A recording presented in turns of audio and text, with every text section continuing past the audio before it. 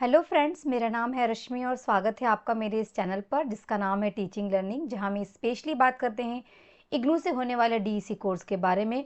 और मैं हर वीडियो में ना सबसे पहले एक ही बात बताती हूँ, ये कि इस कोर्स में 2 बार एडमिशन होता है, जनवरी के सेशन में और जुलाई में।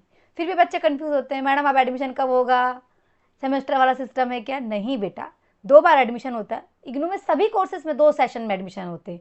जनवरी में एडमिशन लेते हैं, दिसंबर में पेपर होता है। पेपर के पहले फाइल जमा होती हैं, प्रोजेक्ट की, असाइनमेंट की, एग्जाम फॉर्म भरा जाता है।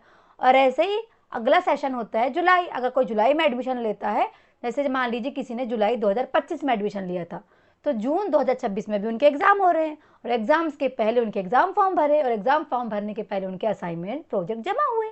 सिंपल है, सिंपल। 1 साल का कोर्स है। हाँ, वैलिडिटी इसकी 3 साल है। अगर इन 3 सालों के अंदर एडमिशन लेने के बाद 2 से 3 साल के अंदर कभी कोई पेपर में फेल हो जाते हो, कोई चीज़ रिजेक्ट हो जाती है, तो 3 साल के अंदर आप कंप्लीट कर सकते हो। ठीक है, तो 3 साल का कोर्स नहीं, का कोर्स 1 ही साल का है, वैलिडिटी है। अगर 3 साल से 4 साल होता है और आपका कोई चीज़ रह जाती है तो आपका कोर्स खत्म हो जाएगा। तो 3 साल के अंदर कहीं किसी में फेल हो गया है, कोई रिजेक्ट हो गया है, तो वो कंप्लीट करना होता है, ताकि और नया नया एडमिशन बार बार नहीं लेना होता। उसी एडमिशन में अगर कोई चीज़ रह गई तो आप पूर्ण कर सकते हो। ये हर बार बताती हूँ मैं। फिर भी बच्चों के इतने call messages, oh my God. तो सब तब भी बच्चों को लगता है मैडम हर बार ऐसा क्यों बताती हो। इसीलिए बताती हूँ कि कोई मेरा वीडियो पहली बार देख रहा हो तो उसको पता हो कि इस कोर्स में या इग्नू के किसी भी कोर्स में इग्नू 2 सेशन में एडमिशन लेता है, जनवरी में और जुलाई में। ठीक है, जुलाई 2026 के एडमिशन शुरू हो गए हैं। एडमिशन्स ले लो, 3 से 4 महीने एडमिशन्स चलेंगे। एडमिशन्स लेने के बाद इस कोर्स में जो फाइल बनती हैं, असाइनमेंट की, प्रोजेक्ट की, पेपर की तैयारी होती है, उसका हम सॉल्व PDF सेल करते हैं, जिसकी जानकारी आपको ऊपर शो हो रही है। व्हाट्सअप नंबर दिख रहा है, आप व्हाट्सअप मैसेज करके डिटेल्स प्राप्त करके अपना पैकेज हमसे लेके अपना काम कर सकते हो हमारी गाइडेंस में। ठीक है, पहले मेरी पूरी इंक्वायरी कर लो, चैनल विजिट कर लो, अपनी समस्याओं के समाधान ले लो। डायरेक्ट मैसेज मत करो, आप पहले समझ जाओ बेटा असाइनमेंट क्या होता है, प्रोजेक्ट क्या होता है, इसमें पेपर होते हैं। व्हाट्सअप मैसेज के माध्यम से हम जानकारी नहीं देते। व्हाट्सअप का नंबर इसीलिए है कि इस नंबर से आप संपर्क करके फाइल परचेस कर सकते हो, पेपर की तैयारी के लिए PDF परचेस कर सकते हो। जानकारी नहीं मिलती है, जानकारी आपको यूट्यूब पर ही मिलेगी।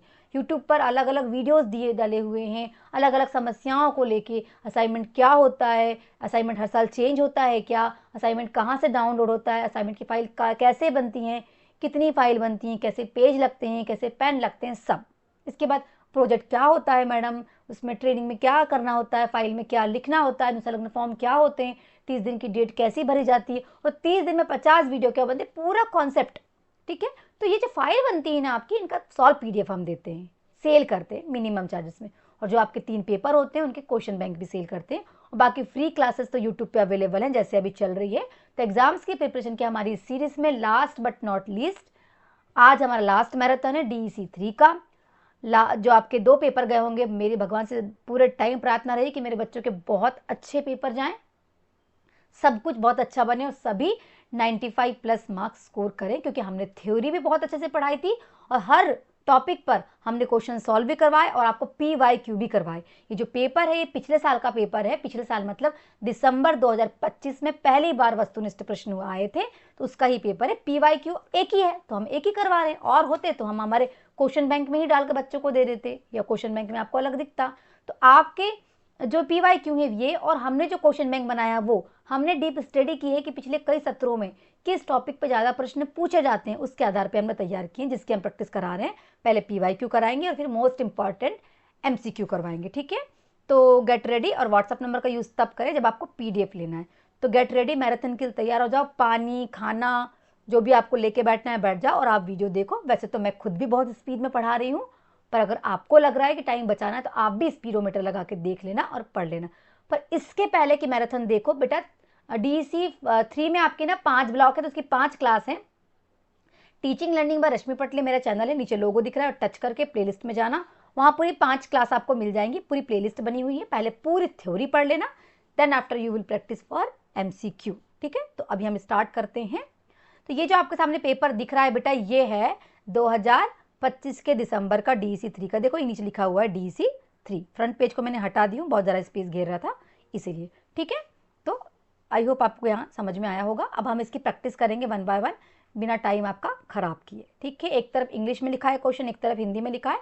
मैं टाइम ना लेते हुए क्वेश्चन इंग्लिश में पढ़ूंगी, हिंदी में भी क्वेश्चन पढ़ूंगी, ऑप्शंस हिंदी में ही पढ़ दूंगी। इंग्लिश मीडियम वाले पॉज करके पढ़ लेना डिटेल में, बहुत ज़्यादा टाइम ना लगे, इसलिए हम कोशिश कर रहे हैं कि थोड़ा छोटे ही वीडियो बने, नहीं तो 3-3, 4-4 घंटे की वीडियो आपके बनते, पर मैं कोशिश कर रही हूँ कम से कम टाइम पे आपके ये जो है वीडियोस बन जाए और आपको आसानी हो पढ़ने में, सुविधाजनक हो। ठीक है, तो चलिए फिर हम आपकी तैयारी करवाते हैं।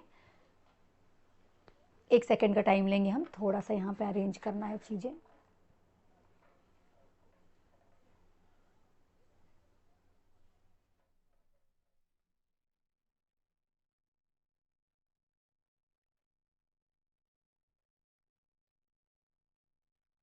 क्वेश्चन नंबर 1 आपका कहता है, देखिए बता दी मैंने आपको कि ये है दिसंबर का DC3 का आपका पेपर 2025 का। ठीक है, 2025 का। ठीक, कंफ्यूज नहीं होना। ठीक, तो पहला क्वेश्चन है, टैगोर का प्री स्कूल पाठ्यक्रम निम्नलिखित में से किस पर जोर देता है? रविंद्रनाथ टैगोर जी की बात की है। थ्योरी में मैंने सब पढ़ा है, कौन कौन से जो आपके साइकोलॉजिस्ट रहे चाइल्ड साइकोलॉजी में जिन्होंने काम किया है, कुछ कुछ अलग और भी व्यक्ति रहे जैसे महात्मा गांधी, रविंद्रनाथ टैगोर, इन्होंने क्या क्या थ्योरीज दी हुई हैं, इनके क्या क्या सिद्धांत थे प्री प्राइमरी एजुकेशन को लेकर, तो वही सारे प्रश्न हैं आपके। चलिए हम इनको देखते हैं। ठीक है, तो कह रहा है टैगोर की प्री स्कूल पाठ्यक्रम निम्नलिखित में से किस पर जोर नहीं देता है। ठीक है, नहीं की बात किया है। ठीक, इंग्लिश में कहता है Tagore's curriculum for pre school did not focused on, किस पे फोकस नहीं करता? विषय केंद्रित पाठ्यक्रम, गतिविधि केंद्रित अधिगम, पर्यावरण के माध्यम से सीखना, रचनात्मक आत्म अभिव्यक्ति। तो देखो बता दूं आपको कि जो टैगोर है वो विषय केंद्रित नहीं थे, इस पे वो फोकस नहीं करते थे। वो तो उनका था कि भाई गतिविधि हो, रचनात्मक हो, पर्यावरण से बच्चा सीखता है। तो ये हमारा करेक्ट आंसर होगा और यहाँ पर भी answer number 1 is option number 1 is correct. Next question number 2 कहता है मॉन्टेसरी कक्षाओं की विशेषताएं होती हैं। इंग्लिश में है Montessori classrooms are characterized by परिकथाओं पर जोर, शिक्षक केंद्रित पाठ्यक्रम, व्यक्तिगत शिक्षण और बच्चों के लिए सामूहिक शिक्षण। तो मॉन्टेसरी कहती थी कि व्यक्तिगत शिक्षण हो, मतलब हर बच्चे को उसकी कैपेसिटीज के अनुसार, एबिलिटीज के अनुसार पढ़ाया जाए। तो ऑप्शन नंबर 3 इज करेक्ट। ठीक है, व्यक्तिगत होना चाहिए, अलग अलग बच्चों में अलग अलग खूबी होती है और उसके अनुसार ही उसको पढ़ाना चाहिए। गांधी जी ने प्री स्कूल वर्षों में दौरान एक नए दृष्टिकोण की सिफारिश की और उसे नाम दिया मूलभूत बुनियादी शिक्षा, नई तालीम, सच्ची शिक्षा या पूर्व बुनियादी शिक्षा। इंग्लिश में कहते हैं Gandhi ji recommended a new approach during preschool years and named, क्या नाम दिया? तो गांधी जी ने नाम दिया था पूर्व बुनियादी शिक्षा। ठीक है, उन्होंने दिया था प्री बेसिक एजुकेशन।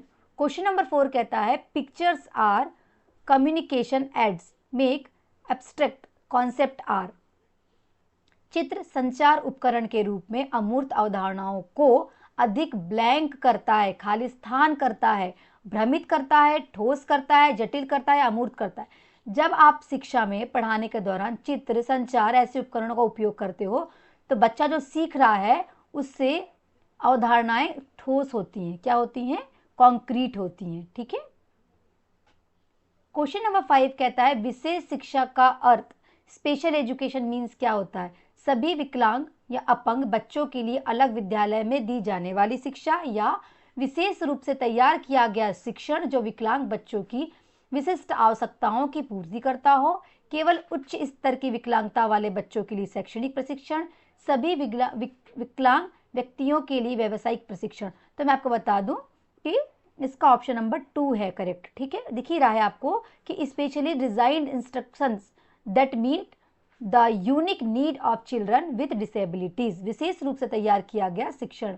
ठीक है, सभी के लिए, स्पेशली जो डिसेबल्ड स्टूडेंट हैं उनके लिए, किस प्रकार के डिसेबिलिटीज है उसके अकॉर्डिंग उनके लिए एजुकेशन की तैयारी करना। ठीक है, नेक्स्ट क्वेश्चन है क्वेश्चन नंबर 6 कहता है भारतीय संविधान विकलांग व्यक्तियों को क्या गारंटी देता है? The Indian constitution guaranteed the people with disabilities, निजी क्षेत्र में विशिष्ट नौकरियां, समाज के अन्य सदस्यों के समान अधिकार, एक अलग कानून व्यवस्था और जीवन भर के लिए निःशुल्क और अनिवार्य शिक्षा। तो छठवें क्वेश्चन का आंसर आपका कहता है ये, समाज के अन्य सदस्यों के समान अधिकार, सबके लिए समान अधिकार है, कोई स्पेशल नीड वाला है, किसी को कोई समस्याएं हैं, कोई भी समस्याएं हैं, है ना, सब समान है, ठीक है। तो ये अधिकार कानून भी देता है उनको। प्रमस्तिष्क घात सेरिब्रल पाल्सी का मुख्य लक्षण क्या है? The main symptoms of cerebral palsy is बौद्धिक कार्यक्षमता में कमी, मानसिक मंदता, स्थूल और सूक्ष्म क्रियात्मक गतिविधियों में समन्वय की कमी, देखने में कठिनाई या सुनने में कठिनाई। ठीक है, तो दिख ही रहा है आपको, है ना, यहाँ पे ऑप्शन नंबर 2, सेरिब्रल पाल्सी में बच्चा ग्रॉस मोटर स्किल्स और फाइन मोटर स्किल्स में जो समन्वय है वो नहीं बैठा पाता और कार्य करने में उसको अक्षमता होती है। क्वेश्चन नंबर 8 कहता है, विकलांग और अपंग बच्चों के माता पिता दूसरों के लिए अच्छे काम करते हैं, यह आशा करते हुए कि उनका बच्चा ठीक हो जाएगा। यह उनका कौन सा मनोभाव दर्शाता है? मैंने डिटेल में पढ़ाया हुआ है थ्योरी क्लासेस में ये भी। Parents of a child with disability do good deeds for others hopping their child will improve, this emotion state is called. क्या कहेंगे ऐसे इमोशंस को? ये कहलाता है लेन देन का नजरिया। उनको लगता है, जैसे मान लीजिए भगवान की सेवा कर रहे हैं या किसी की सेवा कर, उनको लग रहा है हम ऐसा अच्छा परोपकार का काम करेंगे तो भगवान हमको या हमारे बच्चे को ठीक कर देगा, या जो भी वैसे मतलब भगवान मदद करेगा ठीक करने में। तो ऐसा बिल्कुल भी नहीं होता है जी, ठीक है, ऐसा कुछ नहीं होता है। तो उनके अंदर कौन सी भावना है? लेन देन का नजरिया है ना, बार्गेनिंग वाली भावनाएं हैं, ठीक है। 9th क्वेश्चन कहता है, वह व्यवहार जो दर्शाता है कि माता पिता ने अपने बच्चे की विकलांगता को स्वीकार करना शुरू कर दिया है। The behaviour that indicate that a parent has begun to accept their children's ability और चाइल्ड्स एबिलिटीज इज। माता पिता एक डॉक्टर के दूसरे डॉक्टर के पास, एक डॉक्टर से दूसरे डॉक्टर के पास भागते हैं। माता पिता बच्चे की सीमाओं, कमियों पर सहजता से चर्चा कर सकते हैं। माता पिता शिक्षकों के प्रति शत्रुतापूर्ण और चिड़चिड़ा हो जाते हैं। माता पिता बच्चों को दोस्त और रिश्तेदार से छिपाते हैं। तो 9th क्वेश्चन का आंसर है भाई 2। यहाँ पे माता पिता ने बच्चों की सीमाओं और कमियों को सहजता से चर्चा कर सकते हैं, क्योंकि उन्हें स्वीकार लिए हैं। कुछ लोगों को क्या लगता है ना, शर्म लगने लगती है अगर बच्चों में डिसेबिलिटीज है। हालांकि इसमें किसी का दोष नहीं है, इसको स्वीकारना चाहिए और सामान्य व्यवहार करना चाहिए हर बच्चे के साथ, ठीक है। क्वेश्चन नंबर 10 कहता है, जब विकलांग अपंग बच्चे के माता पिता शिक्षिका के प्रति शत्रुतापूर्वक रवैया अपनाते हैं तो इसका मुख्य कारण क्या हो सकता है? When parent of a child with a disability respond with a hostile attitude toward the educator, it is mostly because शिक्षक की खराब प्रतिष्ठा, माता पिता अपने बच्चे के बारे में चिंतित होते हैं और स्थिति से निपट नहीं पा रहे हैं इसलिए ऐसा व्यवहार करते हैं, या माता पिता शिक्षिका से पहली बार मिल रहे हैं इसीलिए ऐसा व्यवहार करते हैं, या नेक्स्ट है माता पिता स्वभाव से गुस्सेले हो जाते हैं। तो इसका ऑप्शन नंबर 2 है सही। माता पिता अपने बच्चे के बारे में चिंतित होते हैं और स्थिति से निपट नहीं पाते, इसलिए वो क्या है, चिड़चिड़ा सा व्यवहार कर रहे हैं शिक्षिका के साथ या टीचर के साथ, जो भी उसके बच्चे को पढ़ाते हैं या टीचिंग है ना करते हैं। प्री प्राइमरी स्कूल्स की बात कर रहे हैं हम, या ऐसा स्पेशल एजुकेशन की बात कर रहे हैं। मोबाइल क्रैच में मोबाइल शब्द का अर्थ है, the term mobile in mobile creches refers to ऐसे केंद्र जो प्रवासी निर्माण श्रमिकों के साथ स्थानांतरित होते हैं, बच्चों को ले जाने और छोड़ने के लिए वैन गाड़ी का उपयोग, कार्यस्थलों के बीच स्टाफ की आवाजाही, प्रशासनिक कार्यालयों का बार बार स्थानांतरण। तो आपका ये क्वेश्चन का आंसर है पहला ही है। यहाँ पे क्या होता है, श्रमिकों के साथ स्थानांतरण करते हैं। मोबाइल का मतलब ही एक जगह से दूसरी जगह मूव करना, तो श्रमिकों के लिए स्पेशली बनाया गया है, ठीक है। क्वेश्चन नंबर 12 कहता है, एक आंगनवाड़ी केंद्र आमतौर पर लगभग कितनी जनसंख्या की सेवा रखता है? मैंने आपको ये भी थ्योरी का टाइम पढ़ाया था बहुत अच्छे से कि 1000 लोगों की जनसंख्या में एक आंगनवाड़ी होती है, और अगर कहीं 1000 से ऊपर जनसंख्या हो गई किसी गांव शहर में किसी एरिया में, तो वहां पे 1000 के ऊपर अगर 2000 है तो वहां 2 आंगनवाड़ी होंगी, 3000 है तो वहां 3 आंगनवाड़ी, तो 1000 पर एक आंगनवाड़ी होती है। ये मैंने आपको थ्योरी में बहुत अच्छे से पढ़ा, इसलिए थ्योरी क्लास पढ़ना बहुत जरूरी है, मल्टीपल तैयारी होती है हमारी, ठीक है। ICDS कार्यक्रम की प्रभावशीलता को कम करने वाली प्रमुख चुनौतियां कौन सी हैं या हैं? The major challenges reducing the effectiveness of the ICDS programme is अत्यधिक योग्य आंगनवाड़ी कार्यकर्ता, विभागों के बीच समन्वय की कमी, CDPO द्वारा अत्यधिक निगरानी या सामुदायिक सहभागिता पर अधिक जोर। 13 नंबर के क्वेश्चन का आपका आंसर है ये वाला, विभाग के बीच समन्वय की कमी। कभी कभी क्या होता है ना, ये कमी है, ये अब प्रभाव पहुंचाता है। क्यों? क्योंकि कई बार कुछ आंगनवाड़ी केंद्र तक कुछ सुविधाएं नहीं पहुंच पाती, क्योंकि इनके बीच में क्या है, कोऑर्डिनेशन की कमी है। तो ऐसा होना नहीं चाहिए, पर हो जाता है कभी कभी। ठीक है। मोबाइल क्रैच की औपचारिक शिक्षा शाखा किन आयु वर्ग के बच्चों पर केंद्रित है? The non formal education section of the mobile caters to children in the age group of, किस एज ग्रुप के बच्चों के साथ है भाई? हमको पता है 6 से 12 साल के बच्चों के साथ। ठीक है, इनके लिए कार्य करता है। क्वेश्चन नंबर 15 है, यहां कह रहा है बच्चे द्वारा बार बार क्रोधावेश दिखाने को तब बढ़ावा मिलता है जब frequent temper tantrums of the child are reinforce when, बच्चों को लगातार नजरअंदाज किया जाता है, माता पिता बच्चे की मांग मान लेते हैं, माता पिता शांत रहते हैं, शिक्षक बच्चे के अच्छे व्यवहार की प्रशंसा करते हैं। बता दूं कि कोई बच्चा बार बार गुस्सा हो रहा है और ये चीजें उसकी बढ़ते जाती हैं, अगर उसके माता पिता उसकी मांग को पूरी करते हैं तो। ऐसा नहीं करना चाहिए, बच्चे को समझाने की जरूरत है, प्यार से बच्चा मान जाता है। अगर हर बार आप उसकी डिमांड पूरी करेंगे तो क्या होगा कि बच्चा जो है टेम्पर्ड उसका और हाई होते जाएगा बार बार। ठीक है, गुस्सेला होते जाएगा। भारत में स्कूल के बच्चों के लिए पाठ्य पुस्तक तैयार करने की जिम्मेदारी किस संस्था की है? Which organization is responsible for preparing textbook for pre school children in India? सबको पता होना चाहिए NCERT है, तो फटाफट देखते हैं कहाँ NCERT है, भारत देश के सभी शिक्षा संस्थानों में पुस्तक बनाने का कार्य करती है। ठीक है। ICDS के कर्मचारी जैसे CDPO, पर्यवेक्षक और आंगनवाड़ी कार्यकर्ता का प्रशिक्षण मुख्य रूप से किसके द्वारा किया जाता है? Training of ICDS staff such as CDPO, supervisor और anganwadi workers is mostly undertaken by, किनके द्वारा इनकी ट्रेनिंग होती है? इनकी ट्रेनिंग होती है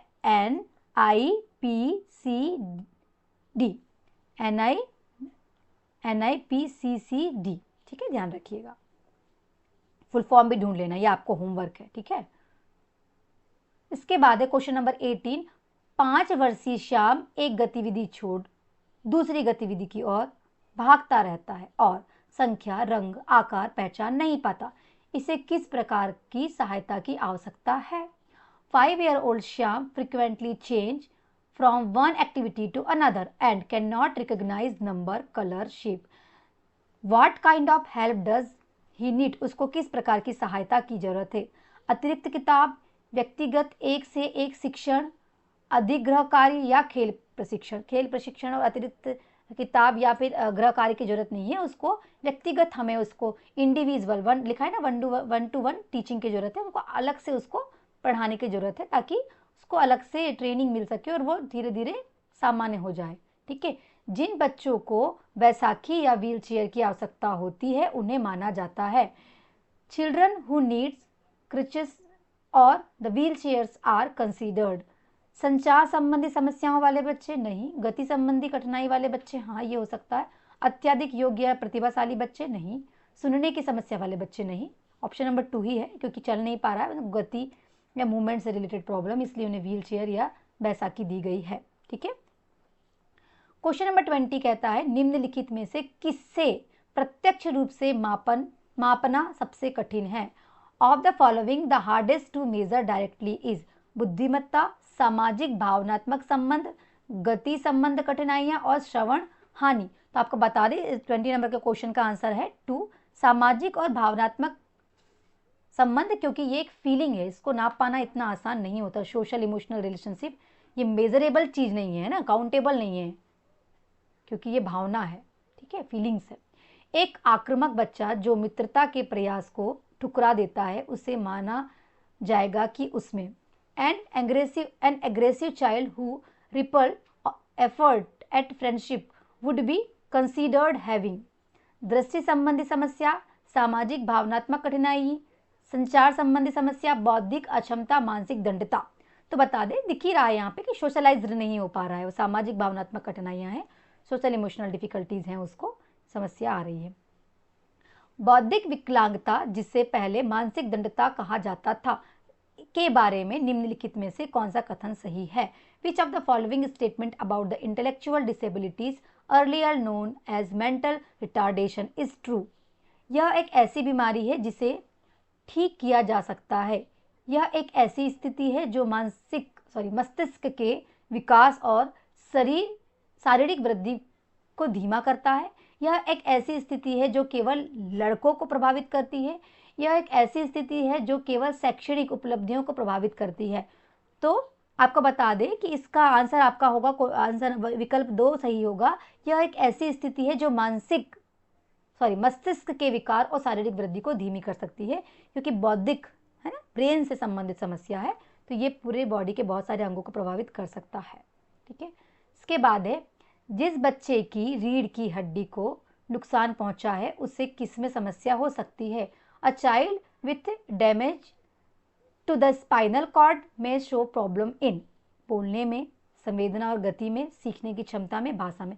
सिंपल सी बात है कि उसको संवेदना और गति में, सेंसेशन और मूवमेंट में प्रॉब्लम है। ठीक है, द नेक्स्ट क्वेश्चन इज पेशीय दुष्पोषण मस्कुलर डिस्ट्रॉफी कार्य करने के लिए किस क्षेत्र को प्रभावित करता है? Muscular dystrophy affects which area of the functioning? शारीरिक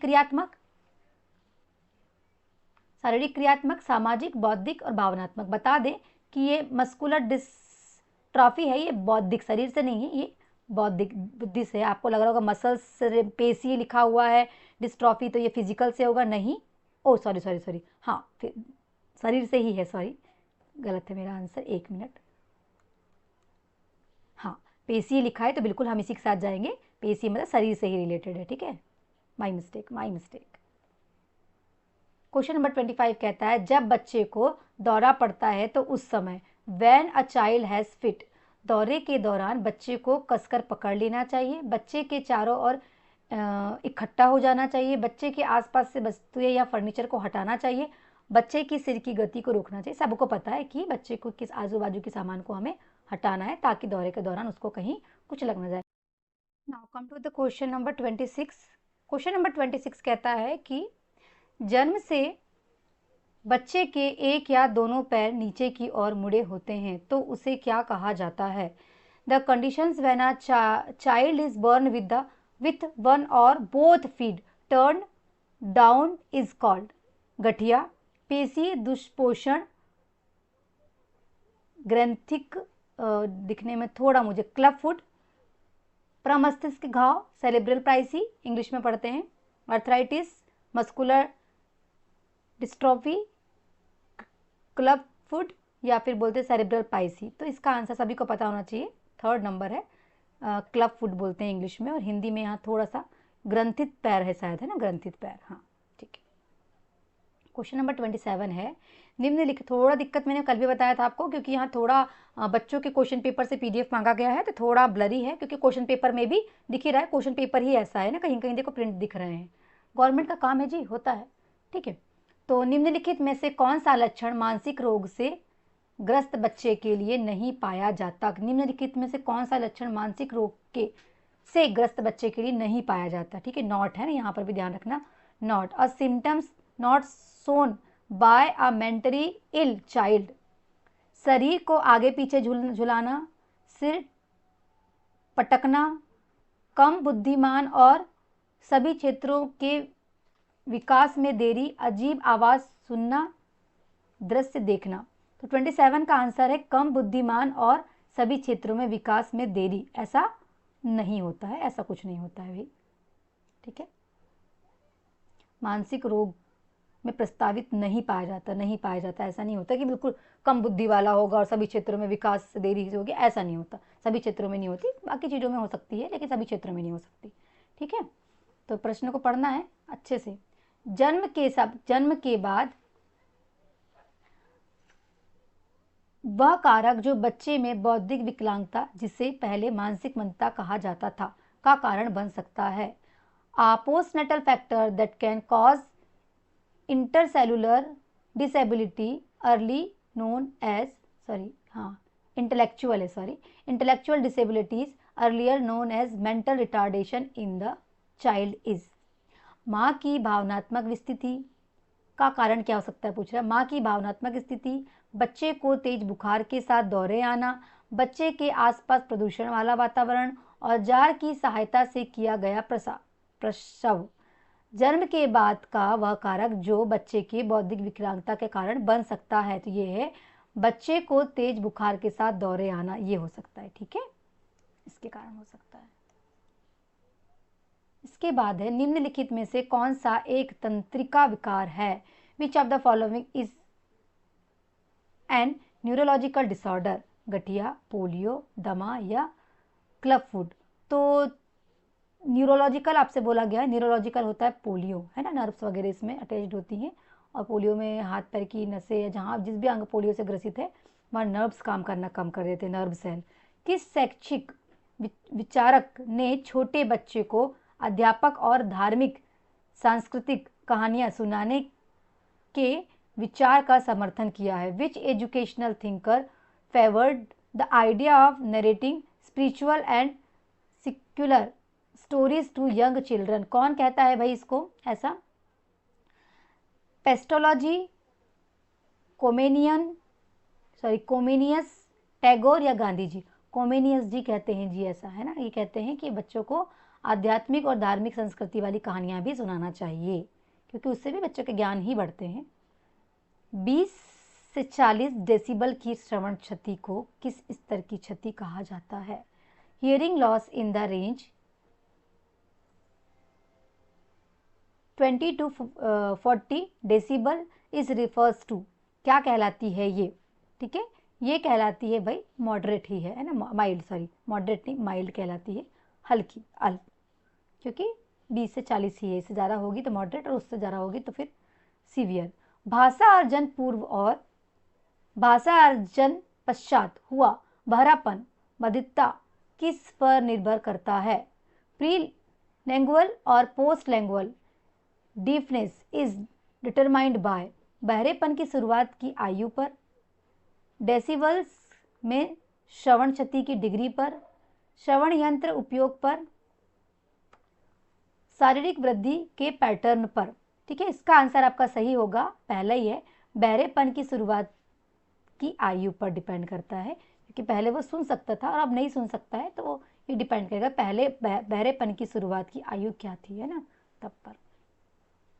श्रवण क्षति से ग्रस्त बच्चे को लिप रीडिंग, ओष्ठ पठन, ओठों से पढ़ना सिखाने के लिए क्या किया जाना चाहिए? What should be done to teach lip reading to children with hearing loss? जिसको हियरिंग लॉस हो गया है उसको ओठों के मूवमेंट से हमें सिखाना है, तो क्या इसमें जरूरी होगा?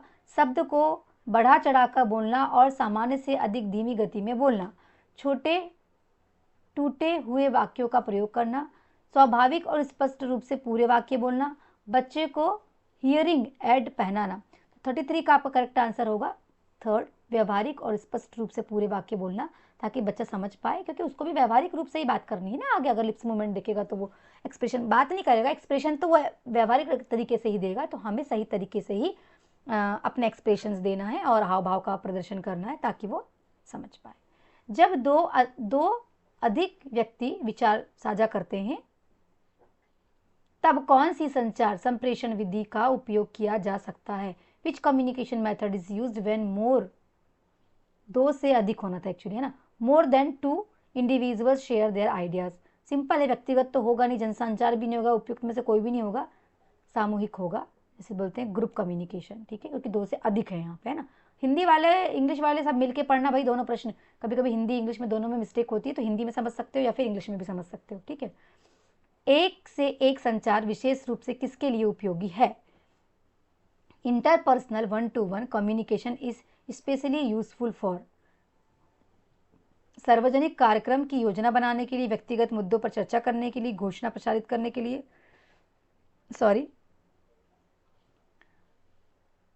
घोषणाएं प्रसारित करने के लिए, सामुदायिक उत्सवों का आयोजन करने के लिए। एक से एक संचार होता है व्यक्तिगत मुद्दों पर चर्चा करने के लिए, है ना, व्यक्तिगत, क्योंकि एक से एक पर बात की जा रही है। डिस्कसिंग पर्सनल इश्यूज, ठीक है। इसके बाद है, निम्नलिखित में से कौन सा कारक संचार में बाधा नहीं है? नॉट ध्यान रखना है ना। विच of the following factor is not a barrier in communication? अनुचित चैनल का चयन, प्राप्तकर्ता की शारीरिक असुविधा, अपरिचित भाषा, प्रतिक्रिया प्रतिपुष्टि, ठीक है। तो 36 क्वेश्चन का आंसर हमारा कहता है प्रतिक्रिया और प्रतिपुष्टि, जिसको हम इंग्लिश में बोलेंगे फीडबैक। क्या बोलेंगे? फीडबैक। निम्नलिखित में से कौन सा कारक संचार में बाधा नहीं है? फीडबैक कोई बाधा नहीं पैदा करता है ना, कोई अड़चन पैदा नहीं करता है। 37 नंबर का क्वेश्चन है, communication can be called successful when? संचार को सफल तब कहा जा सकता है जब संदेश केवल भेजा जाए, प्राप्तकर्ता श्रोता संदेश को समझे, प्रेषक यानी संवादकर्ता जोर से बोले, श्रोता नोट्स ले। नहीं, मेरे हिसाब से 37 इज करेक्ट, और यही सही है कि जिसको हम सूचना दे रहे हैं वो सुन पा रहा है, समझ पा रहा है, ठीक है। क्वेश्चन नंबर 38 कहता है, case study as a method of communication mainly help people to? केस अध्ययन के रूप में संचार की विधि लोगों को मुख्यतः किसमें मदद करती है? दूसरों के वास्तविक अनुभव से सीखना, तथ्यों को याद रखना, हाथों के कौशल का विकास करना, चर्चा में समय की बर्बादी करना। सब सिंपल सी बात है कि पहला ही है इसका आंसर, कि दूसरों के वास्तविक अनुभव से सीखना, है ना। क्वेश्चन नंबर 39 है।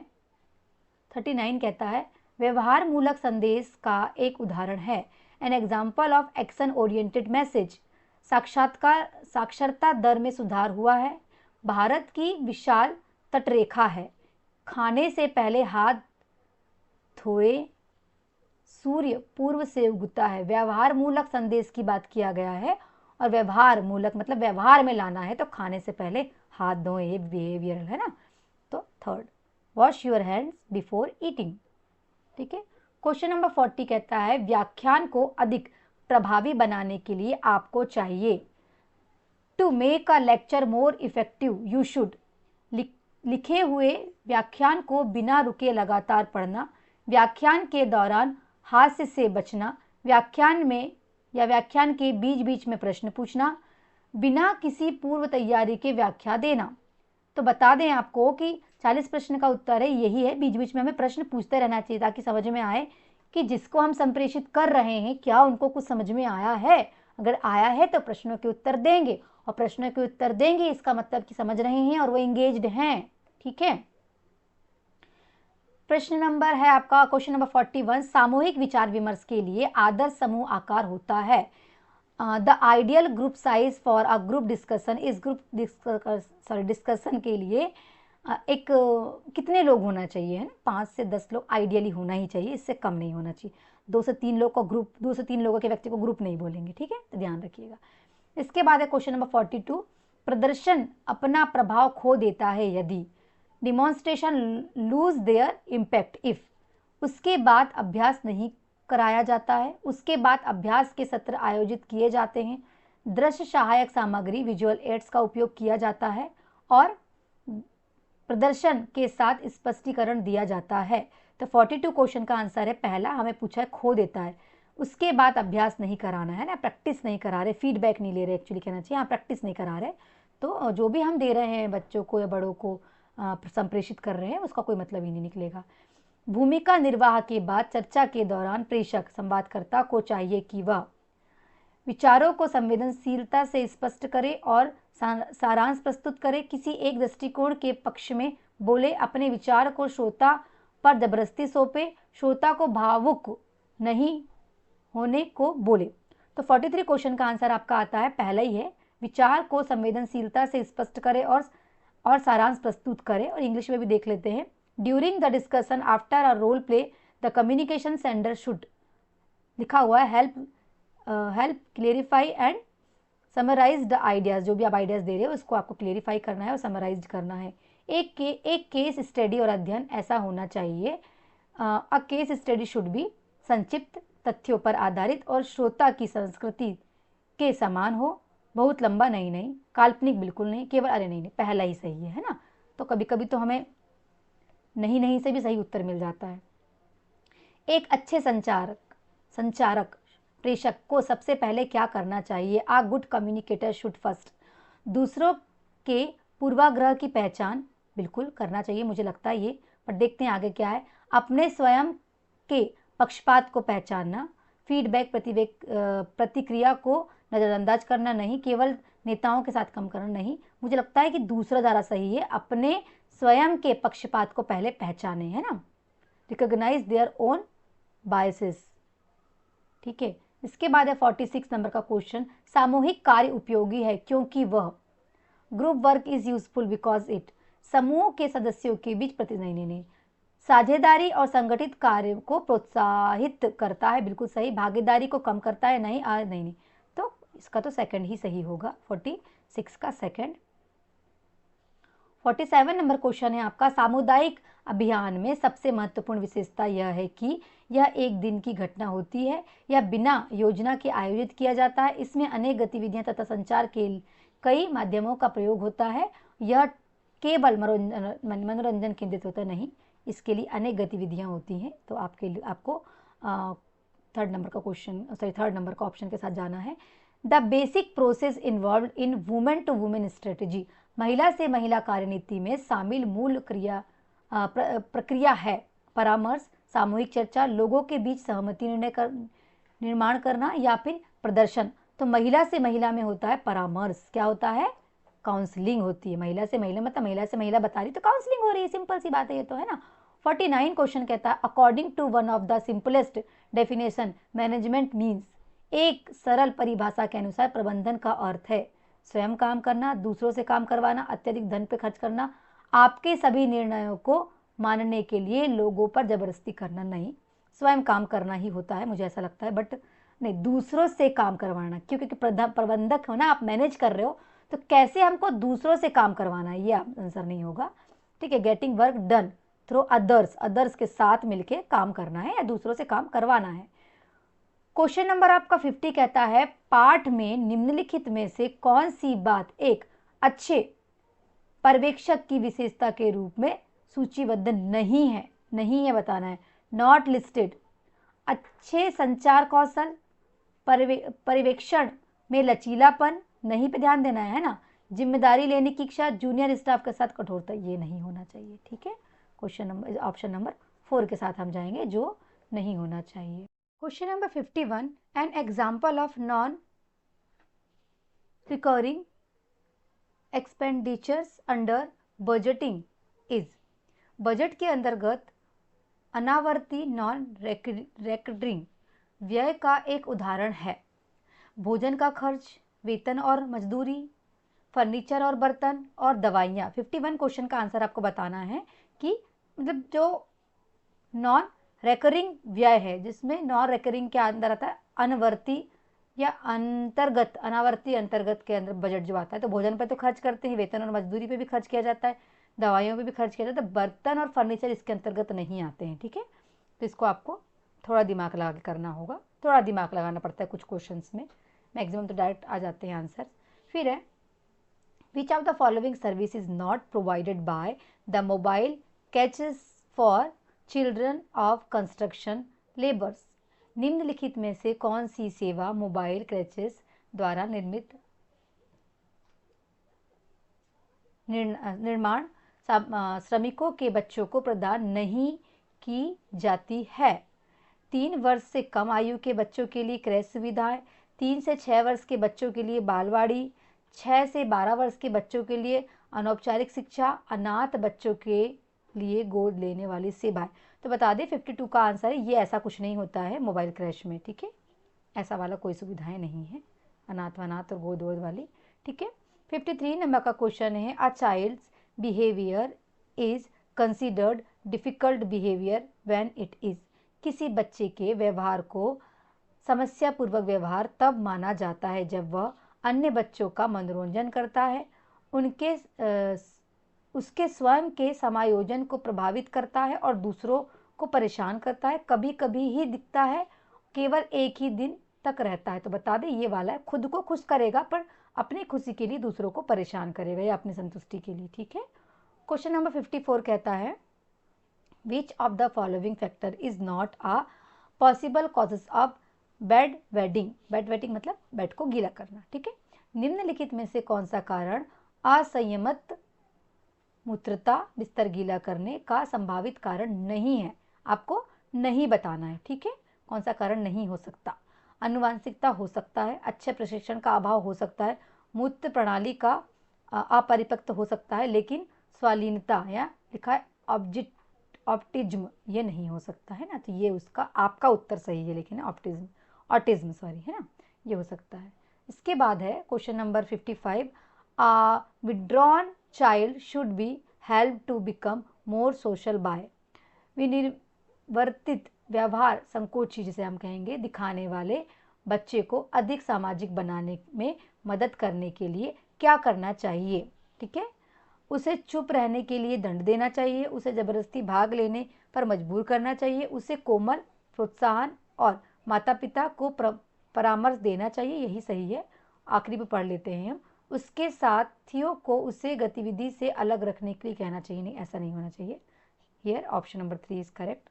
क्वेश्चन नंबर 56 कहता है which of the following method is control aggressive behaviour in children. निम्नलिखित में से किस तरीके द्वारा बच्चे के आक्रामक व्यवहार को नियंत्रण किया जा सकता है? आक्रामक व्यवहार दिखाने पर बच्चे को शारीरिक रूप से दंड देकर नहीं, कभी बच्चे के आक्रामक व्यवहार को प्रोत्साहित करके और कभी उस व्यवहार को उपेक्षा करके। ऐसा भी तो हालांकि ऐसा होता है नहीं। आगे का ऑप्शन देखते हैं। हर बार बच्चे के आक्रामक व्यवहार को हतोत्साहित करना, बच्चे के आक्रामक व्यवहार की प्रशंसा करना नहीं। जब भी वह आक्रामक व्यवहार कर रहा है उसको डांटिए। ठीक है। कंटिन्यूसली डिस्करेज करना है तो उसके व्यवहार में धीरे धीरे परिवर्तन आएगा, उसको लगेगा कि ये मैं गलत व्यवहार कर रहा हूँ। ठीक है। इसके बाद है मोस्ट ब्लाइंड पीपल।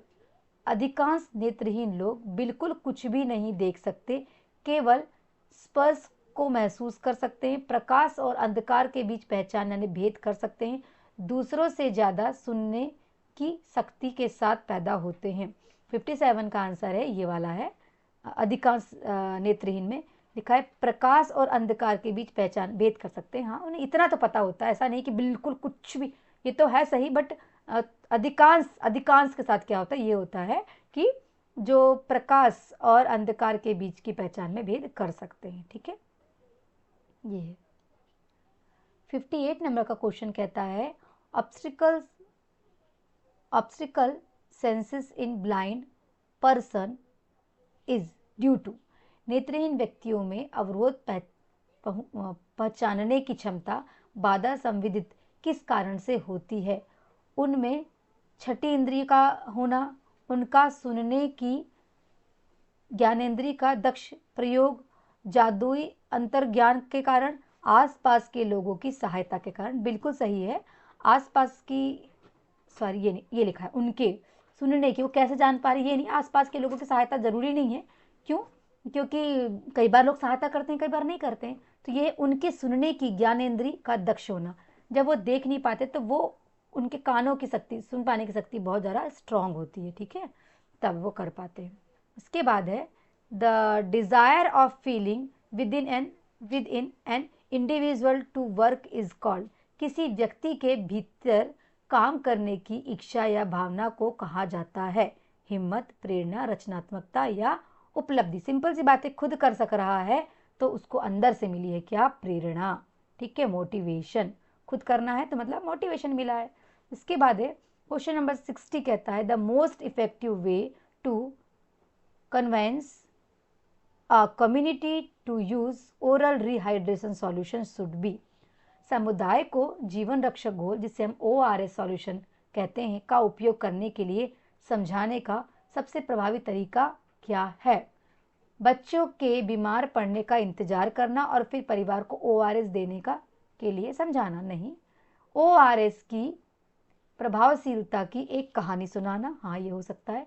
किसी डॉक्टर या स्वास्थ्य कार्यकर्ता को समुदाय से बात करने के लिए कहना, उन्हें अपनी घरेलू दवाइयों की इस्तेमाल करने देना ताकि आपको दोष ना दिया जाए। बिल्कुल नहीं, इसका आंसर है ये, या तो कहानी सुना सकते हैं, पर इससे बेस्ट ऑप्शन है कि समुदाय को सिखाना है तो हम किसी डॉक्टर या स्वास्थ्य कर्मचारी को समुदाय से बात करने के लिए कह सकते हैं, क्योंकि वो बहुत अच्छे तरीके से इनको समझाएंगे और समुदाय समझ सकता है। देखिए तरीका ये भी अच्छा है, पर ये सबसे ज़्यादा अच्छा है कि डॉक्टर की बात तो लोग मानते ही हैं, है ना, स्वास्थ्य कार्यकर्ता की बात तो मानेंगे ही लोग। इसके बाद है, which of the following is not an advantage of models as communication aid. निम्नलिखित में से कौन सा संचार सहायक सामग्री मॉडल का लाभ नहीं है। मॉडल को किसी भी स्थान पर ले जाया जा सकता है। मॉडल, इसको नोट पे ध्यान रखना, नहीं बताना है, नहीं है, ठीक है। मॉडल को आवश्यकता अनुसार वस्तुओं के वास्तविक आकार से बड़ा या छोटा किया जा सकता है। ऐसा होता है क्या, देखते हैं। मॉडल के हमको नहीं बताना है ना, लाभ नहीं है। फिर ये मॉडल संबंध दिखा सकते हैं, बिल्कुल। दर्शक मॉडल को देखकर छू सकते हैं, बिल्कुल सही। तो इसका ना सही आंसर है, मॉडल को किसी भी स्थान पर ले जाया जा सकता है। हालांकि मुझे ये भी सही लग रहा है, यही सही लग रहा है, लेकिन मुझे ये भी सही लग रहा है कि मॉडल को आवश्यकता अनुसार वस्तु, नहीं, ये आकार तो बड़ा छोटा नहीं कर सकते, सही बात है। तो ये नहीं हो सकता, ये भी नहीं हो सकता, ये भी नहीं हो सकता, तो ये हो सकता है ना। मॉडल, दर्शक मॉडल को देख व छू सकते हैं, ये भी हो सकता है, लेकिन आपको ये बताना है कि लाभ नहीं है। सॉरी, निम्नलिखित में से कौन सा संचार मॉडल का लाभ नहीं है। लाभ नहीं है, ये कोई लाभ नहीं है कि उसको यहाँ से वहाँ ले जा सक रहे हो, ठीक है। तो ये बताना है आपको,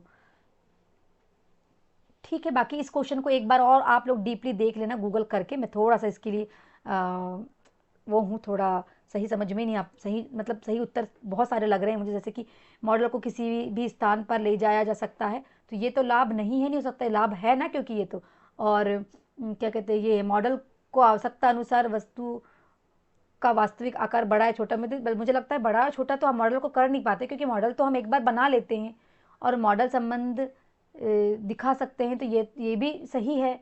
ये भी बच्चे छू सकते हैं, तो मुझे लगता है कि दूसरा होना चाहिए, बट इग्नू कहता है पहला, लेकिन हम देखेंगे इन दोनों को, एक बार आप गूगल कर लेना ताकि आपको सही उत्तर पता चल सके, ठीक है।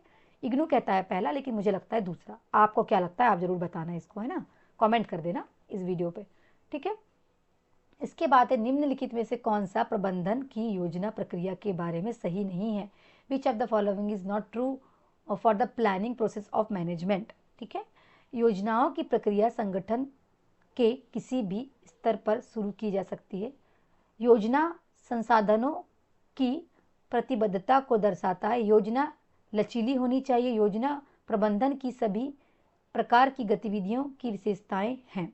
तो बताना है आपको 62 का सही उत्तर क्या है, ये है। आपको नहीं बताना है, नहीं, कि योजना कभी भी कहीं भी किसी भी स्तर पर शुरू नहीं कर सकते, तो ये आपका उत्तर है। इसके लिए एक प्रॉपर प्लानिंग होती है, और कब शुरू करना है, किस पॉइंट पर शुरू करना है, ये पहले से ही डिसाइड होता है, ठीक है। इसके बाद है, the best communication aid for showing the growth of a scheme और प्रोग्राम इज अ। किसी योजना या कार्यक्रम की वृद्धि को दर्शाने के लिए सबसे अच्छी संचार विधि क्या होनी चाहिए। एक चार्ट, या चार्ट बार, वृक्ष ट्री चार्ट, पाई चार्ट, या फ्लैश कार्ड। सबसे अच्छे से हम बता सकते हैं बार चार्ट से, ठीक है, बार चार्ट से। ये मैंने आप लोगों को डिस्क्रिप्टिव क्लासेस में पढ़ाया हुआ है, एक बार देखेंगे वीडियो जरूर। इसके बाद है, the beneficiaries of an anganwadi do not include. Anganwadi के लाभार्थियों में निम्नलिखित में से कौन शामिल नहीं है, बताना है आपको। जन्म से 6 वर्ष तक के बच्चे, गर्भवती महिलाएं, युवा पुरुष, 15 से 45 वर्ष की आयु समूह की महिलाएं। तो आपके 64 64, मुझे लगता है युवा पुरुष। आपको क्या लगता है, आप बताइए। हाँ, युवा पुरुष ही सही है। महिलाएं तो किसी न किसी तरह इंक्लूडेड रहती ही हैं, तो इसके लिए 64 का थर्ड, ठीक है। Now come to 65 question. 65 कहता है, the Indianisation of Montessori materials was done by. Montessori सामग्री का भारतीयकरण किसने किया था? किसने किया था? बाघ, मोदक, टैगोर या गांधी जी? बता दूं आपको, इसको रट के ही रखना है। मोदक ने किए थे। भारत देश में मोंटेसरी तरीके से पढ़ाई की पद्धति को लाया था, इंट्रोड्यूस किया था उन्होंने, ठीक है। The role of an early childhood care worker in context of child with disability does not include. विकलांग अपंग बच्चे के संदर्भ में एक प्रारंभिक बाल केंद्र देखभाल कार्यकर्ता की भूमिका में निम्नलिखित में से कौन सा शामिल नहीं है? नहीं बताना है। बच्चे में विकलांगता की पहचान करना, माता पिता के साथ संवाद करना, विकलांगता के लिए दवा लिखना, बच्चे के शैक्षणिक योजना तैयार करना। 66 में कहता है ये तीसरा। भैया दवाई थोड़ी देता है, टीचर है ना हम, तो हम तो फैसिलिटेटर है, हम थोड़ी दवाई दे सकते। दवाई देने का काम तो डॉक्टर का है ना, हेल्थ केयर वालों का है। Which of the following is not a part of rehabilitations of person with disability? ठीक है, निम्नलिखित में से कौन विकलांग या अपंग व्यक्ति के पुनरावास का भाग नहीं है? व्यावसायिक प्रशिक्षण, सर्जरी, सहायता उपकरण या प्रसवोत्तर माता की देखभाल? देखो मुझे लगता है यही चौथा ही होना चाहिए, क्योंकि यहाँ माता की देखभाल ये सब चीज़ें तो नहीं आती है, यहाँ पे ये बाकी सारी चीज़ें आती हैं, ठीक है, क्योंकि हम ऐसे व्यक्ति की बात कर रहे हैं जो डिसेबल्ड है, ठीक है। Now question number 68, the least restrictive educational sitting for the child with disability is. विकलांग या अपंग बच्चे के लिए सबसे कम प्रतिबंधित शैक्षणिक परिवेश है नियमित या विद्यालय, विशेष विद्यालय, आवासीय विद्यालय, घर आधारित विद्यालय। तो बता दूं कि जो रेगुलर स्कूल्स होते हैं ना, सबके लिए जो समान होते हैं रेगुलर स्कूल, देखो लिखा हुआ यही आंसर सही है। क्यों, किस में आता है? इंक्लूसिव एजुकेशन, समावेशी शिक्षा में आता है। सभी बच्चे एक समान स्कूल में पढ़ सकते हैं, ठीक है। Parents who do not let the child do the things she can do easy और विथ सम एफर्ट आर। ऐसे माता पिता जो बच्चे को वह काम नहीं करने देते जो वह आसानी से या थोड़े प्रयास से कर सकता है, वे होते हैं प्रतिकूल प्रवृत्ति वाले माता पिता, असहयोगी प्रवृत्ति वाले माता पिता, अत्यधिक संरक्षण प्रदान करने वाले माता पिता, मुझे तो यही लगता है, और पूर्णतावादी माता पिता, ये वाले अत्यधिक संरक्षण कर रहे हैं ना, parents with over protective attitude, ये नहीं होना चाहिए ना, तो बच्चे में कभी भी सर्वांगीण विकास नहीं होगा। 70 नंबर क्वेश्चन कहता है, of the following conditions which one can not be treated through physiotherapy. निम्नलिखित में से कौन सी स्थिति फिजियोथेरेपी से ठीक नहीं की जा सकती?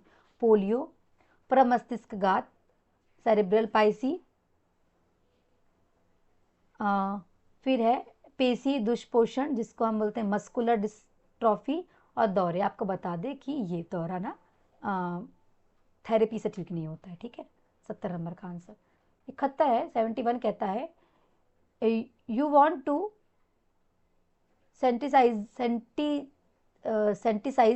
the communication about the need and right of person with disability. Which method of communication is best suited for this purpose? आप विकलांग व्यक्ति की आवश्यकताओं और अधिकारों के बारे में समुदाय को संवेदनशील बनाना चाहते हैं, इसके लिए सबसे उपयुक्त संचार विधि कौन सी होगी? विषय पर रेडियो पर वार्ता, विषय पर भूमिका निर्वाह, विषय पर व्याख्या, विषय पर केस स्टडी करना। 71 का है विषय पर भूमिका निर्वाह, इसको कह सकते हैं रोल प्ले करना। रोल प्ले एक्टिविटी से क्या होता है, आसानी से हम समझा सकते हैं डिसेबिलिटीज़ को, और कैसा व्यवहार करना चाहिए वो भी समझा सकते हैं, ठीक है। The concept of naturalism is in education was introduced by. शिक्षा में प्रकृतिवाद की आवश्यकता किसने दी थी? प्रकृतिवाद को किसने दिया था आपको बता दें, ज़्यादा भटकना नहीं है, रूसों ने दिया था, याद रखना, प्रकृतिवाद के बारे में कहा था इन्होंने। 73 क्वेश्चन 73 कहता है, importance of mother's role in pre school education was emphasised by. पूर्व प्राथमिक शिक्षा में माँ की भूमिका के महत्व पर जोर किसने दिया? कौन कहता था? मॉन्टेसरी, पेस्टोलॉजी, अनुताई बाग या ताराबाई मोदक? तो बताइए 73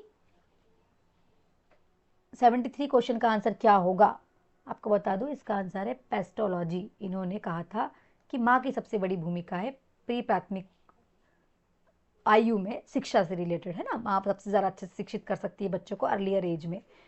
play gift and play songs in the kindergarten were introduced by. Kindergarten में प्ले गिफ्ट और प्ले सॉन्ग्स गीत का प्रयोग किसने प्रारंभ किया? ठीक है, बताना है आपको 74 का answer.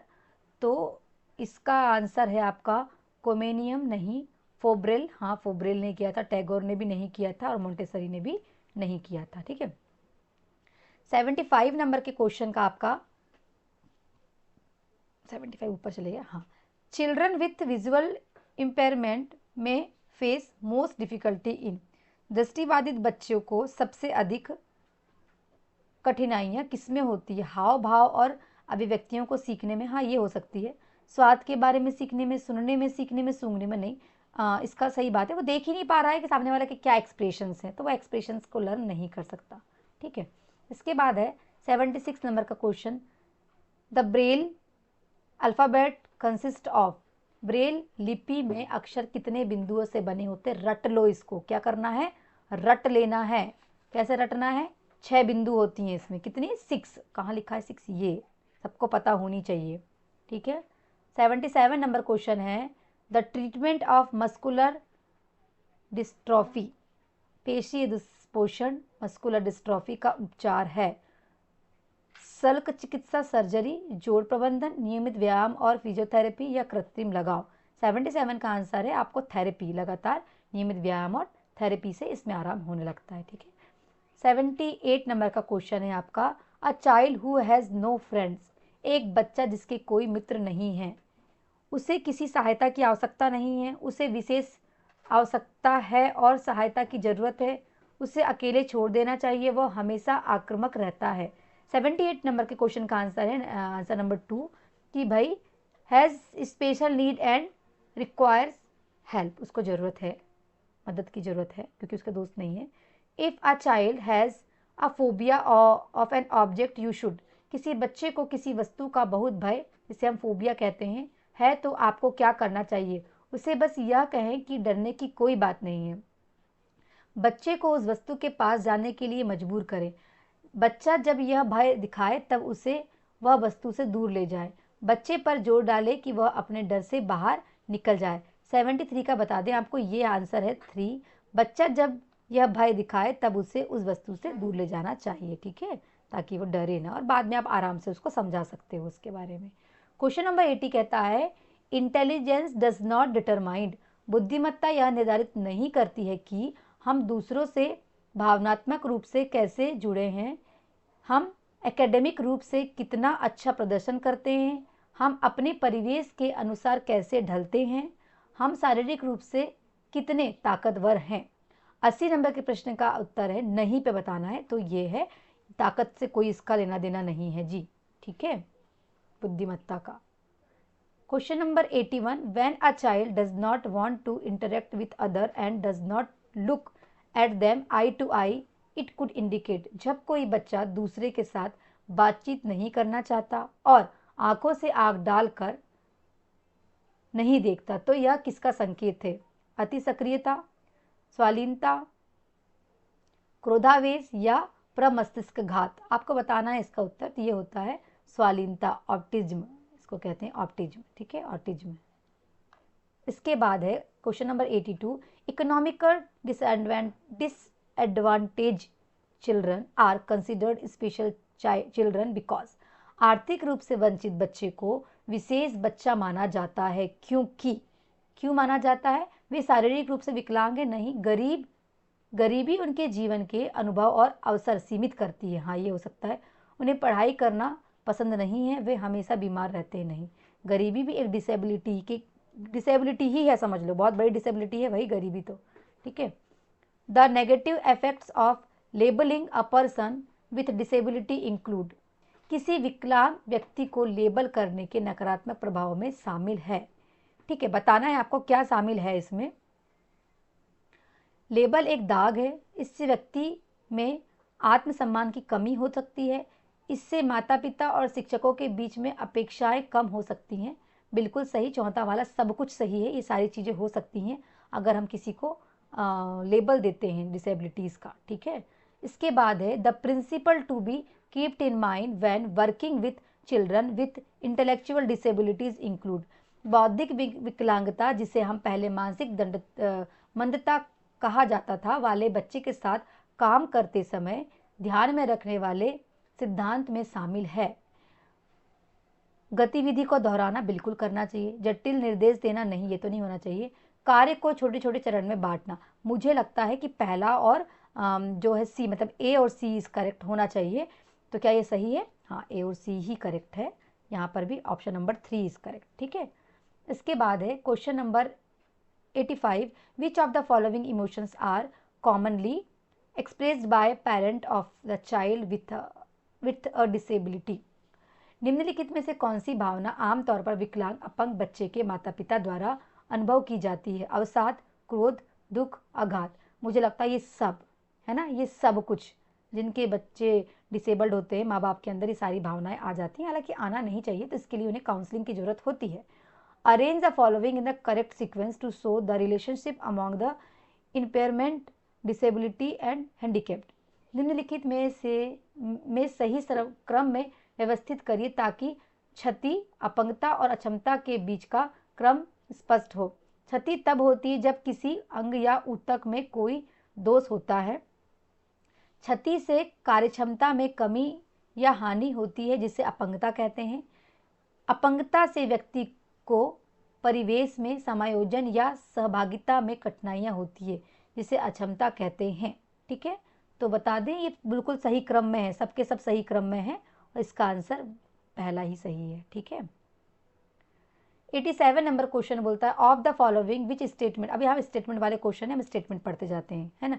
Aggressive children are often unhappy children. Aggressive is the child's way of gaining attention. आक्रामक बच्चे प्रायः अप्रसन्न होते हैं। आक्रामकता बच्चे को अपनी तरफ ध्यान आकर्षित करने का तरीका है। तो ये नहीं है, ऐसा कुछ नहीं है। 87 का तीसरा सही बोल रहा है, दोनों ही सही एक्चुअली, हाँ दोनों ही सही तरीके सही हैं। ये यहाँ गलत लगा हुआ है, दोनों ही तरीके सही है ना, ऐसा होता है। अप्रसन्न नहीं रहेगा, गुस्से में रहेगा तो थोड़ी खुश रहेगा वो, है ना। फिर स्टेटमेंट है sealing in young children is always a sign of bad character. Young children seal because they lack clear understanding of ownership in early years। छोटे बच्चे में चोरी करना हमेशा बुरी चरित्र का संकेत है। छोटे बच्चे कभी कभी चोरी इसलिए करते हैं क्योंकि उनको अपनी और दूसरों की चीज के लिए बीच का अंतर समझ में नहीं आता। देखो पहला तो मुझे नहीं लगता है, मुझे लगता है कि केवल बी ही सही है। छोटे छोटे बच्चों को ये समझ में ही नहीं आता शुरू में कि कौन सी चीज़ उनकी है और कौन सी चीज़ किसी और की है, और वो चीज़ें ले लेते हैं, जिसको हम चोरी भी कह सकते हैं, है ना। थीफ तो नहीं लिखा हुआ है वहाँ, ले लेना, पकड़ लेना, चुरा लेना भी कह रहे हैं हिंदी में, लेकिन एक्चुअली चोरी नहीं कहलाती वो। फिर है स्टेटमेंट वाले क्वेश्चन है a person who has a body that is not normal also has a mind that is not normal. कह रहा है कि जिस व्यक्ति का शरीर सामान्य नहीं होता उसका दिमाग भी सामान्य नहीं होता। विकलांग अपंग व्यक्ति के साथ संपर्क में आने से आपको भी विकलांगता हो सकती है। मुझे लगता है दोनों ही स्टेटमेंट गलत हैं, बोथ स्टेटमेंट्स आर रॉन्ग, है ना, ये इनकरेक्ट, दोनों ही गलत है, ठीक है। नेक्स्ट क्वेश्चन है 90 स्टेटमेंट वाला है hearing aids can be given to infant as young as 8 to 10 months old। In a 6-month-old child shows no response when called by her own name, it could indicate hearing impairment। श्रवण यंत्र hearing aid का उपयोग 8 से 10 महीने के बीच की उम्र में किया जा सकता है। यदि 6 माह के शिशु उसके नाम से बुलाने पर कोई प्रतिक्रिया नहीं देता तो यह श्रवण दोष का संकेत हो सकता है। हाँ जी, बिल्कुल दोनों स्टेटमेंट सही हैं, ऐसा ही होता है, ठीक है।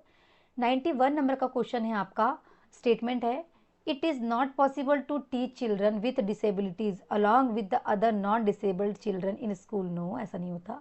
Children without disabilities do not benefit from interaction with children with disability. बिल्कुल नहीं, मुझे दोनों स्टेटमेंट गलत लग रहे हैं, हिंदी में पढ़ते हैं।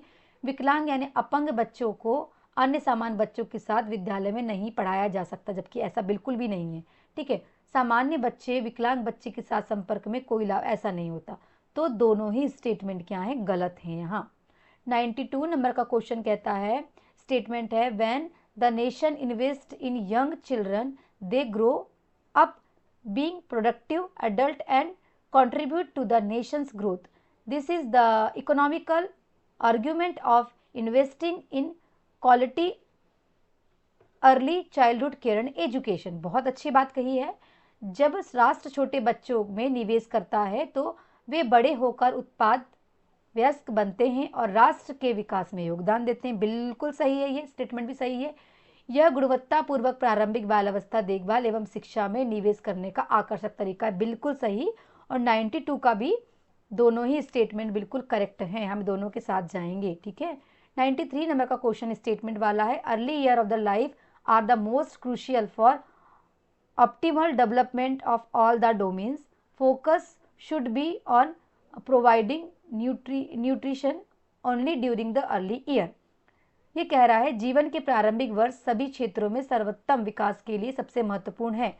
प्रारंभिक वर्षों में केवल पोषण पर ध्यान तो नहीं देना चाहिए, तो पहला वाला ही सही है, ये बस सही है ना, क्योंकि पोषण की जरूरत जीवन पर्यंत होती है। ठीक है, इसके बाद है स्टेटमेंट वाला question, in the ICDS program the supervisor is junior to the anganwadi worker, in the ICDS program the child development project officer is junior to the supervisor. दोनों ही स्टेटमेंट गलत है, बट हम हिंदी में पढ़ेंगे।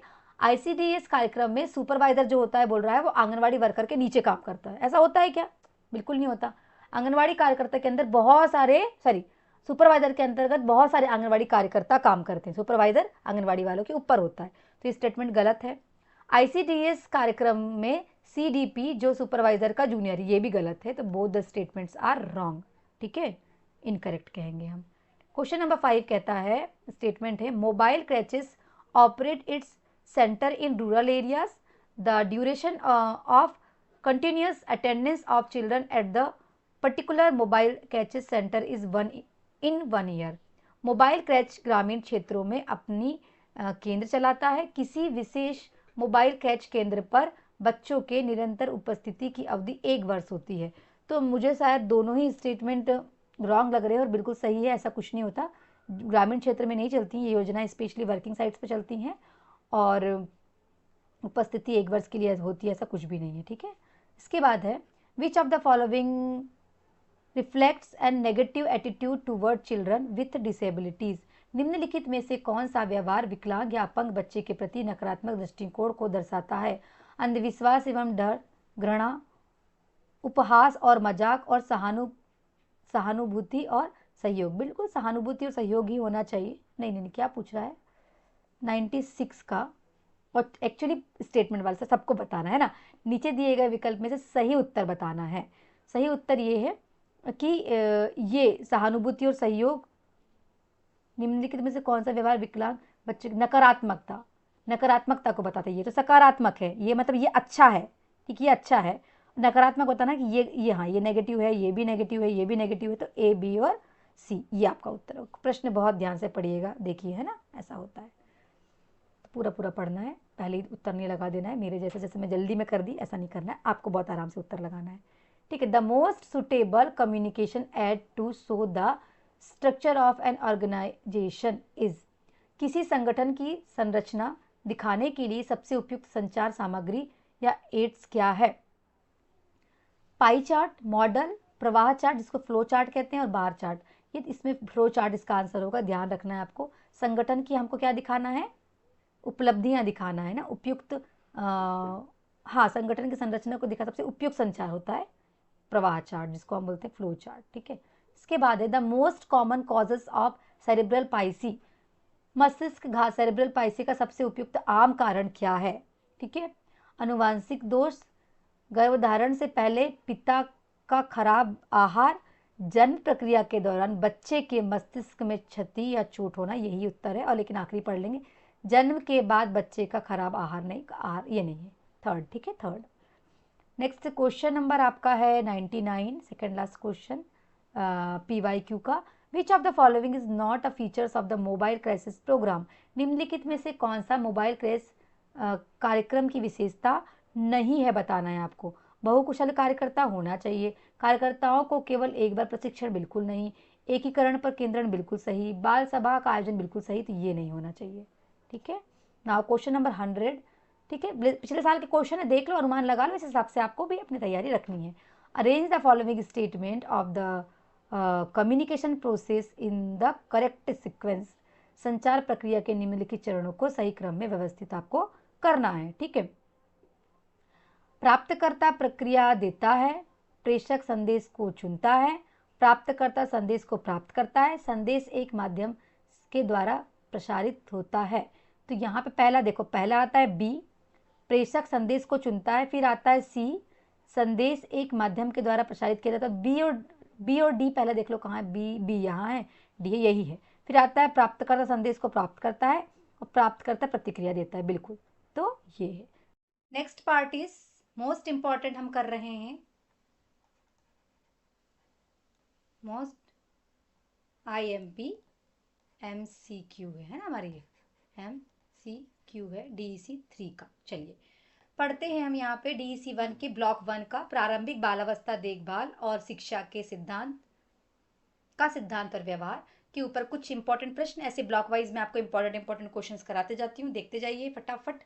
ठीक है, थोड़ा सा मैं ठीक दिख रहा है ना आप लोगों को, थोड़ा सा छोटा करूँ, हाँ ज़्यादा क्लियर दिख रहा होगा आप। ठीक है, चलिए ECC प्रारंभिक बालावस्था देखभाल एवं शिक्षा का मुख्य उद्देश्य क्या है। The main objective of ECCE is केवल शिक्षा की तैयारी करना, बच्चों का सर्वांगीण विकास करना, केवल पोषण देना, बच्चों का मनोरंजन। आप सभी को पता है होलिस्टिक डेवलपमेंट पर फोकस करता है ECCE। ठीक है, नेक्स्ट क्वेश्चन इज कह रहा है which age group does ECCE primarily focused on.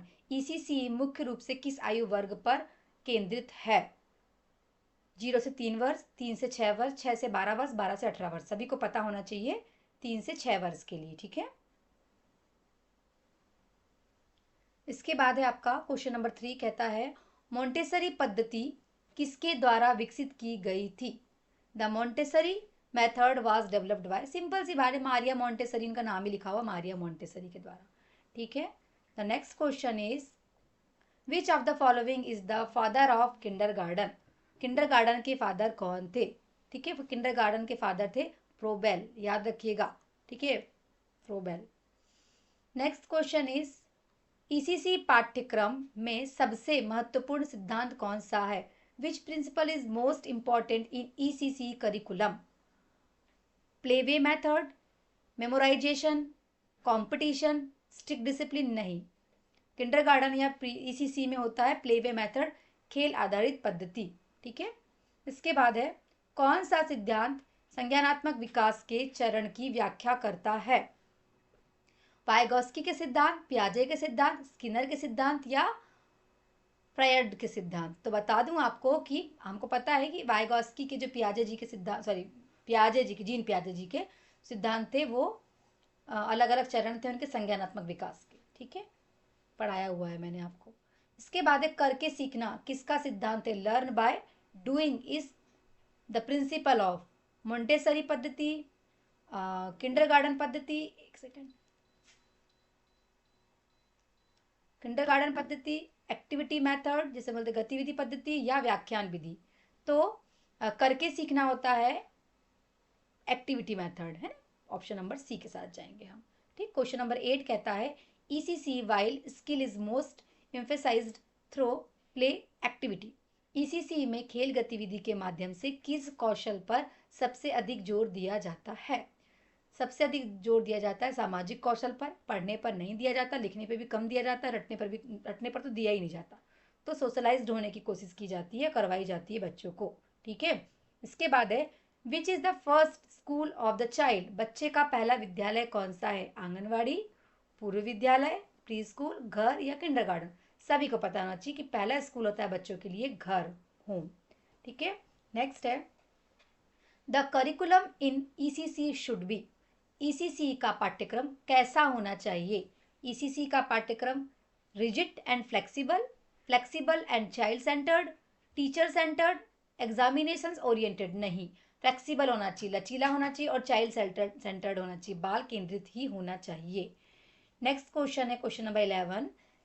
ECC शिक्षक की सबसे महत्वपूर्ण भूमिका क्या है? Which is the most important role of an ECC teacher?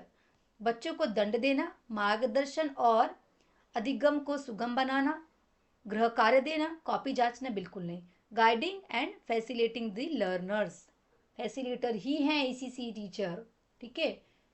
Which of the following is a principle of child development? निम्नलिखित में से कौन सा बाल विकास का सिद्धांत है? Development is continuous, development is irregular, development stop at 5 years, development is only physical? तो बता दें कि ऑप्शन नंबर ए है, विकास सतत है, कंटिन्यूस होते रहता है डेवलपमेंट। ठीक है। भारत में राष्ट्रीय ईसीसी नीति कब शुरू की गई? The national ECC policy in India was launched in, ये की गई है 2013 में, ध्यान रखना है आपको। ठीक है। भारत में ईसीसी सेवाएं कौन सा कार्यक्रम प्रदान करती हैं? Which program provides ECC services in India? Mid day meal, ICDS और सर्व शिक्षा अभियान, आरटीई एक्ट? तो बता दूं कि जो ईसीसी है वो है कराती आईसीडीएस, है ना, ICDS integrated child development services. Question number 15 कहता है which is not an objective of pre school education? निम्नलिखित में से कौन सा पूर्व विद्यालय का उद्देश्य नहीं है? नहीं है बताना है ना। शारीरिक विकास, भाषाई विकास, सामाजिक विकास, उच्च शिक्षा के लिए तैयार करना, ये नहीं कर रहे हैं भाई, हम इसके लिए नहीं कर रहे हैं। ठीक है, ये नहीं है। इसके बाद है आपका zone of proximal development is given by, निकटस्थ विकास क्षेत्र की अवधारणा किसने दी थी? ये वाइगॉस्की जी ने ही दी थी, ध्यान रखना है। ठीक है। इसके बाद है पूर्व विद्यालय बच्चों का मूल्यांकन करने की सबसे अच्छी विधि कौन सी है? Which is the best method to evaluate pre school children? लिखित परीक्षा? बिल्कुल नहीं। मौखिक परीक्षा? बिल्कुल नहीं। ऑब्जर्वेशन? हाँ बिल्कुल। साक्षात्कार? नहीं। Option number C is correct. ठीक है। नेक्स्ट हम जाएंगे 80 नंबर क्वेश्चन। अधिगम तत्परता का अर्थ है the concept of learning readiness means. ठीक है, इसका अर्थ क्या है? बच्चे की शारीरिक और मानसिक तैयारी, रेडीनेस करवाना है, रेडीनेस प्रोग्राम करवाते हैं स्कूल्स में, यही है। शिक्षक की तैयारी, अभिभावक की तैयारी, विद्यालय की नहीं, ये child physical and mental preparedness, ये है फर्स्ट ऑप्शन। ठीक है। इसके बाद है which is the best medium of instruction in ECC? ECC में शिक्षा का सबसे अच्छा माध्यम कौन सा है? मातृभाषा, मदर टंग, याद रखना है, ना इंग्लिश, ना हिंदी, ना संस्कृत, ना तमिल, ना तेलुगु। मतलब तमिल तेलुगु भी हो सकता है अगर वो उनकी मातृभाषा है तो। ठीक है, मातृभाषा। तो भारत देश में मातृभाषा सबकी अलग अलग है। ठीक है, हम डाइवर्सिटी के साथ रहते हैं, डाइवर्सिटी इन लैंग्वेजेस। ठीक है। Which activity develop fine motor skills in pre school children? पूर्व विद्यालय बच्चे में सूक्ष्म मोटर कौशल किस गतिविधि से विकसित होता है? रनिंग से, जंपिंग से, ड्राइंग एंड कलरिंग से या सिंगिंग से? सूक्ष्म बोला है, फाइन मोटर स्किल्स ड्राइंग से और कलरिंग से होगा। ठीक है। इसके बाद है सरल से जटिल का सिद्धांत किसने दिया? The principle of from simple to complex belongs to, ये दिया है चाइल्ड डेवलपमेंट के लिए। ठीक है। इसके बाद ईसीसी में कहानी सुनाने से क्या लाभ होता है? Story telling in ECC helps in, ये होता है भाषा का विकास भी होता है, नैतिक विकास भी होता है, कल्पना शक्ति भी बढ़ती है, सब कुछ होता है। It means all of the above. ठीक है। इसके बाद है question number 23। Which is the most suitable assessment for ECC curriculum? ECC पाठ्यक्रम के लिए सबसे उपयुक्त मूल्यांकन कौन सा है? सतत एवं व्यापक, वार्षिक परीक्षा, इकाई परीक्षा, साप्ताहिक नहीं, सतत एवं ये बोलते हैं कंटिन्यूअस एंड कॉम्प्रिहेंसिव इवैल्यूएशन। ठीक है, सॉरी यहाँ पहला नंबर का ऑप्शन है, ऑप्शन नंबर ए। ठीक है, सॉरी। क्वेश्चन नंबर 24 कह रहा है which one is a basic need in ECC setting. ECC setting में कौन सी मूलभूत आवश्यकताएं हैं? सुरक्षित वातावरण, कठोर अनुशासन, भारी पाठ्यक्रम या लंबा स्कूल? सुरक्षित वातावरण, safe environment is mandatory. Next है the play way method of teaching was advocated by. खेल आधारित शिक्षा पद्धति का समर्थन किसने किया था? एडवोकेटेड ही है ना, हाँ, एडवोकेटेड बाय। किसने समर्थन किया था इसका? तो लिखा हुआ है ड्यूई ने, ड्यूई, याद रखिएगा। ठीक है, हम ब्लॉक 2 में आते हैं। ब्लॉक 2 का नाम है विशेष आवश्यकता वाले बच्चे, स्पेशल नीड चिल्ड्रन, है ना, स्पेशल नीड वाले जो बच्चे, children in special need, part 1 है ये। चलिए इसके क्वेश्चंस देखते हैं भाई। विशेष आवश्यकता वाले बच्चे वे होते हैं जो हर दृष्टि में सामान्य हो, अतिरिक्त सहयोग की आवश्यकता है, हमेशा निर्भर हो, केवल बहुत बुद्धिमान नहीं, है ना, उनको थोड़ी सी नीड है, रिक्वायर्ड एडिशनल सपोर्ट। ठीक है, नेक्स्ट क्वेश्चन है which of the following is learning disability. निम्नलिखित में से कौन सी एक अधिगम अक्षमता है? डिसलेक्सिया, फिर अस्थमा, मलेरिया, मधुमेह। डिसलेक्सिया क्या है ये? डिसलेक्सिया पढ़ लेना, डिसलेक्सिया क्या होता है। ठीक, डिसकैलकुलिया क्या होता है। हालांकि हमारे सिलेबस में ये बहुत डिटेल में नहीं है, बट एक बार आप डिटेल में पढ़ लेना। ठीक है, इसके बाद है श्रवण विकलांगता का अर्थ क्या है? देखने में अक्षमता, जिसको हम बोलेंगे हियरिंग इम्पेयरमेंट का मतलब क्या है? देखने में असमर्थता, सही तरीके से ना सुन पाना, चलने में असमर्थता, लिखने में। तो देखिए हियरिंग की बात किया है, मतलब सुनने में, है ना, सही तरीके से सुनने में दिक्कत है। ठीक है, क्वेश्चन नंबर 4 है कौन सी अक्षमता दृष्टि से संबंधित है? Cerebral Pisces, blindness, speech disorder और ऑटिज्म। तो यहाँ बोला गया है आपको विजन से रिलेटेड है ना, डिसेबिलिटी विजन से रिलेटेड है, तो यहाँ पे है ब्लाइंडनेस। ठीक है, now come to the next question. बोल रहा है what is the main characteristics of children with autism. Autism में से पीड़ित बच्चे की मुख्य विशेषता क्या होती है? सामाजिक संपर्क में कठिनाई, बेहतर दृष्टि, अधिक शारीरिक शक्ति या अच्छी लिखावट। पहला ही है, सोशल इंटरेक्शन में उसे डिफिकल्टी होती है। ठीक है, क्वेश्चन नंबर 6 कहता है डाउन सिंड्रोम वाले बच्चे में सामान्य होता है अतिरिक्त गुणसूत्र, दृष्टि समस्या, सामान्य विकास, अत्यधिक बुद्धिमत्ता। उसमें अतिरिक्त गुणसूत्र होते हैं, एक्स्ट्रा क्रोमोसोम्स हो जाते हैं। 22 पेयर्स ऑफ क्रोमोसोम्स हम सभी में होता है, महिला पुरुष सभी में। 22 पेयर्स ऑफ क्रोमोसोम्स आप में समान होते हैं। 23rd नंबर आपका क्रोमोसोम होता है एक्स एंड वाई, जो डिसाइड करता है कि कोई भी बच्चा लड़का होगा या लड़की। एक्स एक्स होगा तो लड़की, एक्स वाई होगा तो लड़का। बट किसी को डाउन सिंड्रोम है तो और एक्स्ट्रा कोई तो भी क्रोमोसोम यहाँ पे ऐड हो गया है, तो उसको डाउन सिंड्रोम हो गया है बच्चे को। ठीक है, नेक्स्ट क्वेश्चन है आपका 7 नंबर। बच्चों में वॉक विकार किसे प्रभावित करता है? Speech disorder in children affects, ये करता है ability to speak clearly, ability to run, ability to see, ability to eat. Simple सी बात है, बात वॉक की बात किया गया है, बात करने की, तो स्पष्ट बोलने की क्षमता की एबिलिटी उसमें डिस्टर्ब हो जाती है। ठीक है, इसके बाद समावेशी शिक्षा का क्या अर्थ है? इनक्लूसिव एजुकेशन से आप क्या समझते हो? समावेश मतलब सबको समा लेना, याद रखना, सबको, कोई भी डिसेबिलिटी हो सबको समा लेना समावेशी शिक्षा कहलाती है। सभी बच्चों के साथ में पढ़ना, लिखा हुआ है ना, option number B is correct. ठीक है, ऐसे वर्ड से थोड़ा ध्यान रखना। क्वेश्चन नंबर 9 कहता है निम्नलिखित में से कौन सी शारीरिक अक्षमता है? Which of the following is physical disability? Dyslexia, cerebral Pisces, autism या ADHD। तो सेरेब्रल पाइसी है ना, इसमें क्या रीढ़ की हड्डी में ज़्यादा दिक्कत होती है। इसके बाद ब्रेल का उपयोग कौन करता है? ब्रेल हमने पढ़ा था, ब्रेल एक लिपि है जिसमें ब्लाइंड लोग 6 डॉट बने होते हैं, उससे अल्फ़ाबेट्स पढ़ते हैं। तो ये होता है दृष्टि वाले, विजन वालों के लिए, है ना, विजन इम्पेयर चिल्ड्रन के लिए होता है। ठीक है, now come to the 11 number का क्वेश्चन।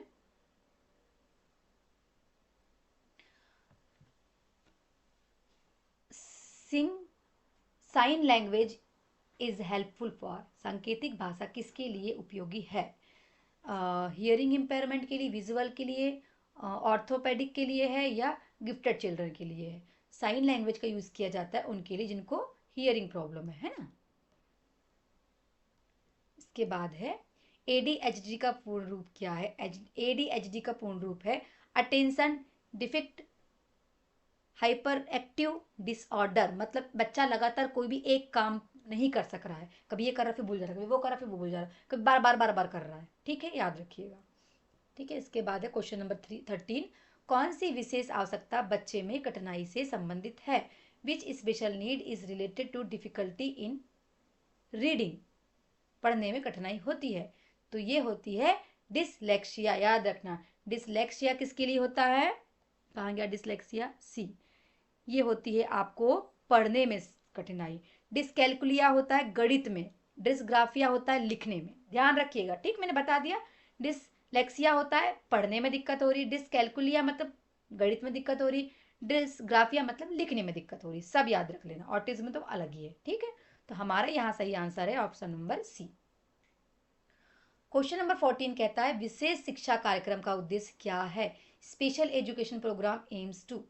विशेष बच्चों को बाहर करना, सहयोग और क्षमता का विकास, केवल खेल कराना, बच्चों को अलग करना नहीं। इसका है सहयोग और क्षमता का विकास करना, सपोर्ट एंड डेवलपमेंट। ठीक है, नेक्स्ट है आपका 15 नंबर का क्वेश्चन। भारत में कौन सा अधिगम समावेशी शिक्षा का समर्थन करता है? विच अधिनियम, which act in India supports inclusive education?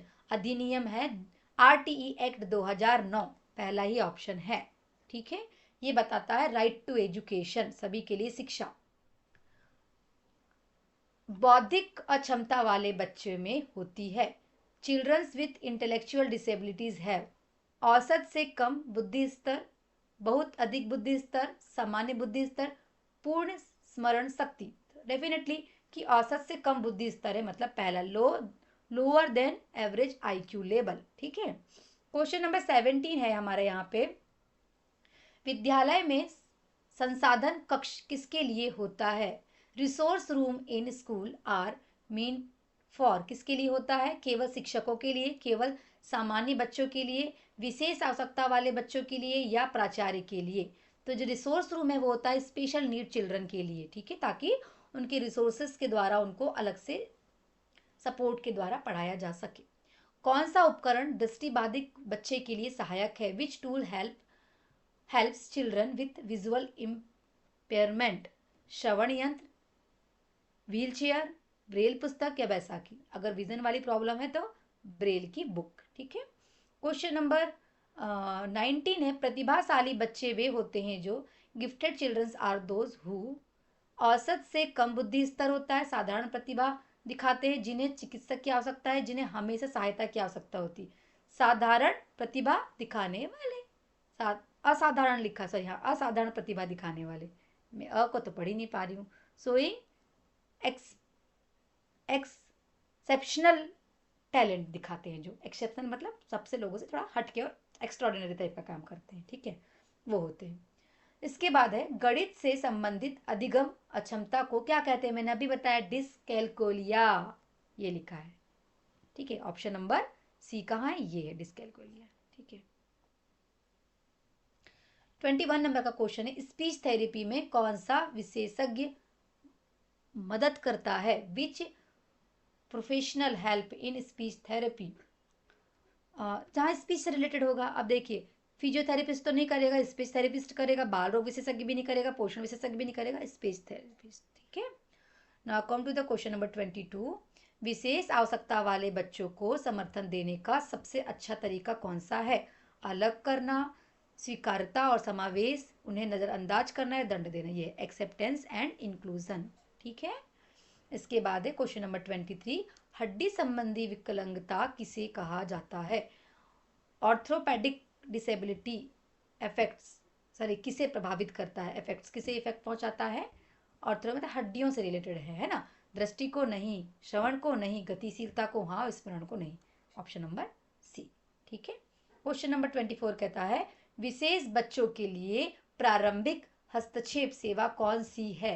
Which is an early intervention services for special children? परामर्श बिल्कुल, चिकित्सीय सहायता बिल्कुल, चिकित्सीय मेडिकल सपोर्ट और थेरेपी सब है ना, सब कुछ उपयुक्त, सभी सभी चीज़ों की जरूरत है। ठीक है, क्वेश्चन नंबर 25 कहता है विशेष आवश्यकता वाले बच्चों के लिए शिक्षकों को सबसे महत्वपूर्ण भूमिका है। शिक्षकों की सबसे महत्वपूर्ण भूमिका क्या है? The most important role of teachers for children with special need. Teacher की क्या भूमिका होगी भाई? दंड? नहीं।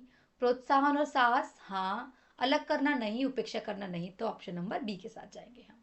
ठीक है, now come to the block number 3। Block number 3 कहता है हमको यहाँ पर children with special need part 2 है ये। ठीक है, पार्ट 2 का क्वेश्चन नंबर 1 कहता है विशेष आवश्यकता वाले बच्चों के लिए प्रारंभिक हस्तक्षेप का उद्देश्य क्या है? Early intervention for children with special need aims to विकास को धीमी करना, सक्षम क्षमताओं का अधिकतम विकास, बच्चे को नजरअंदाज करना, साथियों से अलग करना। नहीं, है ना। ऑप्शन नंबर बी के साथ जाएंगे, मैक्सिमाइज पोटेंशियल। ठीक है, उनके पोटेंशियल को मैक्सिमाइज करना। क्वेश्चन नंबर 2 कहता है बच्चों में गतिशीलता सुधारने के लिए कौन सी चिकित्सा उपयोग की जाती है? फिजियोथेरेपी। ठीक है, स्पीच थेरेपी नहीं करेंगे, फिजियोथेरेपी हाँ करेंगे।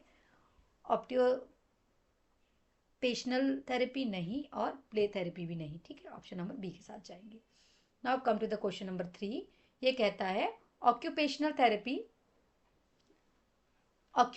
Therapy help childrens in. Occupational therapy बच्चों में किसमें मदद करती है?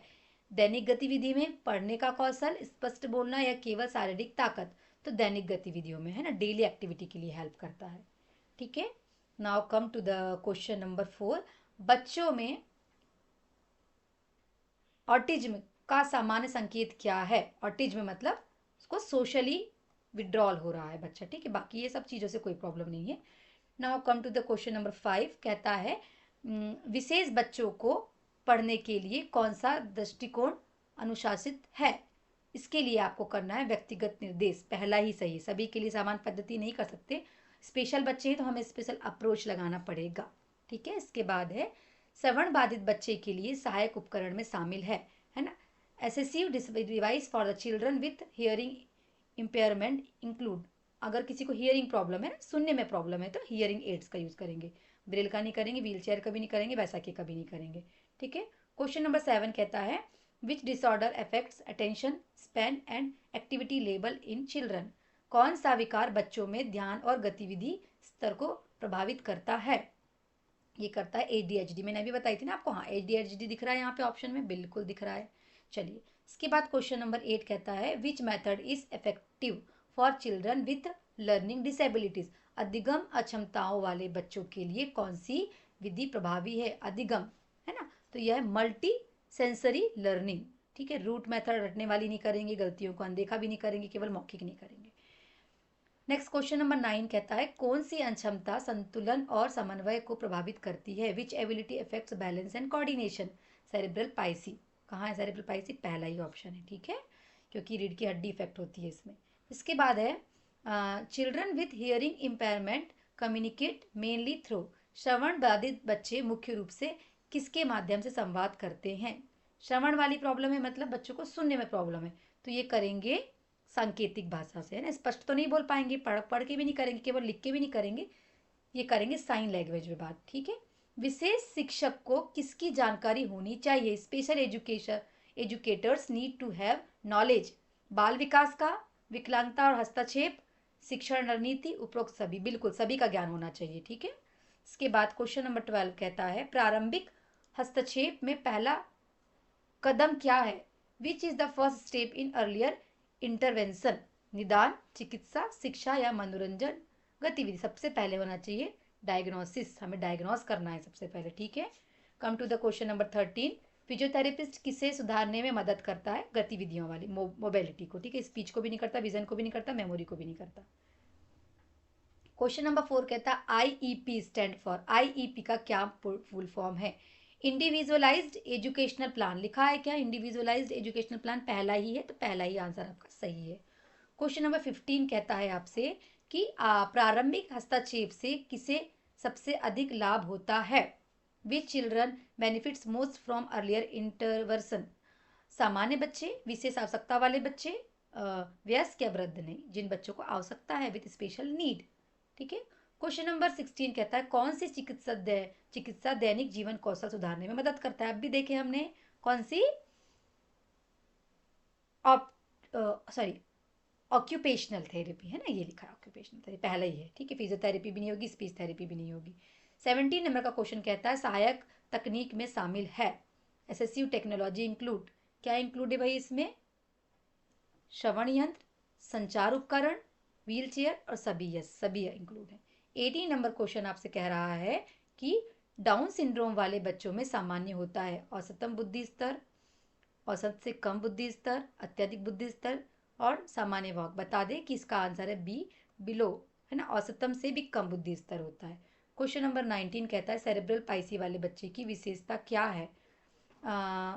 लिखा है स्नायु यानी स्पाइनल कॉर्ड की बात कर रहा है, मसल्स ना, कठोरता, कम समन्वय, बिल्कुल, गतिशीलता में कठिनाई, बिल्कुल, उपरोक्त सभी में समस्याएं हैं उसको, है ना। Muscular stiffness, poor coordination, difficulties in movement, बिल्कुल सभी सही है, ठीक है।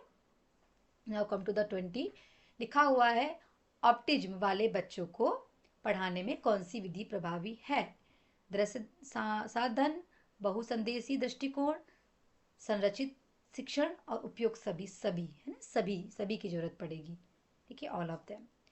क्वेश्चन नंबर 21 कहता है विशेष बच्चों के सामाजिक विकास में कौन सी गतिविधि मदद करती है। खेल समूह, टीवी देखना, व्यक्तिगत पढ़ाई, इसमें से कोई नहीं। ग्रुप प्ले बहुत मदद करती है, ठीक है।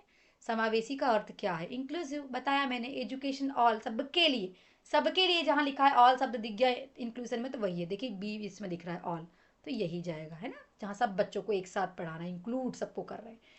किसे स्पीच थेरेपी की आवश्यकता होती है? चिल्ड्रन विद स्पीच डिसऑर्डर, बिल्कुल। चिल्ड्रन विद विजन नहीं, चिल्ड्रन विद मोबिलिटी नहीं, गिफ्टेड नहीं, जिसको स्पीच की दिक्कत है, बोलने में जिसको दिक्कत है। क्वेश्चन ब्लॉक नंबर 4, अभिभावकों और समुदाय के साथ संचार। अभिभावकों के साथ प्रभावी संचार किसमें मदद करता है? Effective communication with parent help in, बेहतर बाल विकास में, शिक्षा की लोकप्रियता में, कार्यभार कम करने में, या केवल कक्षा प्रबंधन में। तो सिंपल सी बात है कि इसका आंसर है बेटर चाइल्ड डेवलपमेंट में, ठीक है। नाउ नेक्स्ट क्वेश्चन, अभिभावक शिक्षक संचार के लिए कौन सी विधि उपयुक्त है? Which method is suitable for parent teacher communication? इसके लिए लिखित नोटिस, बिल्कुल, सामना मतलब लिखा हुआ है फेस टू फेस मीटिंग, और है फ़ोन कॉल का संदेश, या सभी, है ना, सभी हो सकते हैं, आप किसी भी माध्यम से कम्युनिकेट कर सकते हो पेरेंट्स से। कम टू द 3 क्वेश्चन, कह रहा है communication participation in ECC is important because, ECC में समुदाय, कम्युनिटी है ना, community participation in ECC is important because, ECC में समुदाय की भागीदारी क्यों महत्वपूर्ण है? शिक्षक की भूमिका घटाता है, बालक अधिगम और सहयोग बढ़ता है, केवल वित्त पोषण के लिए और मनोरंजन के लिए? नहीं जी, ऑप्शन नंबर बी के साथ जाएंगे, enhance child learning and support. अगर आप कम्युनिटी को ऐड करते हो, पेरेंट्स को ऐड करते हो, तो हमें लर्निंग में इनहेंस होता है, ठीक है, बच्चे बाहर से भी सीखते हैं। बच्चों के घरेलू परिवेश के बारे में जानकारी का प्राथमिक स्रोत क्या है? शिक्षक, अभिभावक, मित्र या सामुदायिक कार्यकर्ता? पेरेंट्स, है ना, अभिभावक। नेक्स्ट क्वेश्चन है पेरेंट मीटिंग शुड बी, अभिभावक बैठक कैसी होनी चाहिए? बार बार और सार्थक, कम और औपचारिक, केवल जब बच्चा कमजोर हो, केवल शुल्क चर्चा के लिए नहीं, बार बार और सार्थक, फ्रीक्वेंटली एंड मीनिंगफुल होनी चाहिए, ठीक है। क्वेश्चन नंबर 6 है हमारा, अभिभावक शिक्षक संचार बनाए रखने के लिए कौन सा उपकरण सहायक है? Which tool is helpful for communicating parent teacher communication? इसके लिए है संचार डायरी, सूचना पटल, केवल संदेश, या कोई नहीं। तो आपके होना चाहिए बुलेटिन बोर्ड, ठीक है, ये एक सही तरीका है।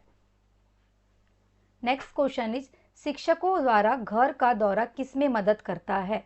Teachers home visit bye teachers help in, बच्चों के वातावरण को समझना, बच्चों को दंड करना नहीं, केवल उपहार देना नहीं, विद्यालय का कार्यक्रम करना नहीं, ये अंडरस्टैंडिंग चाइल्ड्स एनवायरनमेंट, हमें पता तो चले कि बच्चा बाहर अपने घर में किस एनवायरनमेंट में रह रहा है, ताकि उसके हिसाब से हम उसको एजुकेशन दे सकें या कोई और समस्या है तो समाधान निकाल सकें। ठीक है,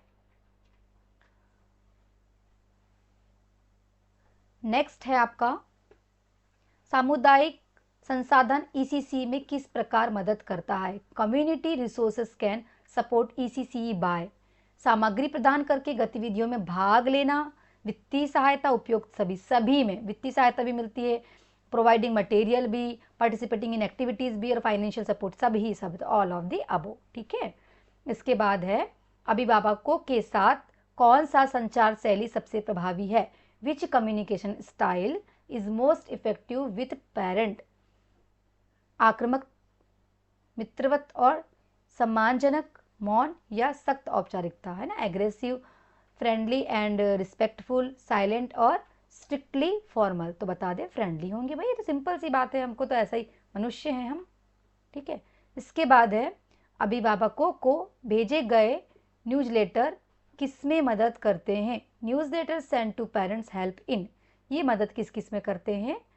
घटनाओं के बारे में सूचित करने के लिए, बच्चों की प्रगति को साझा करने के लिए, शैक्षणिक सुझाव साझा करने के लिए, उपरोक्त सभी, ऑल ऑफ दीस, है ना, सभी चीज़ों के लिए।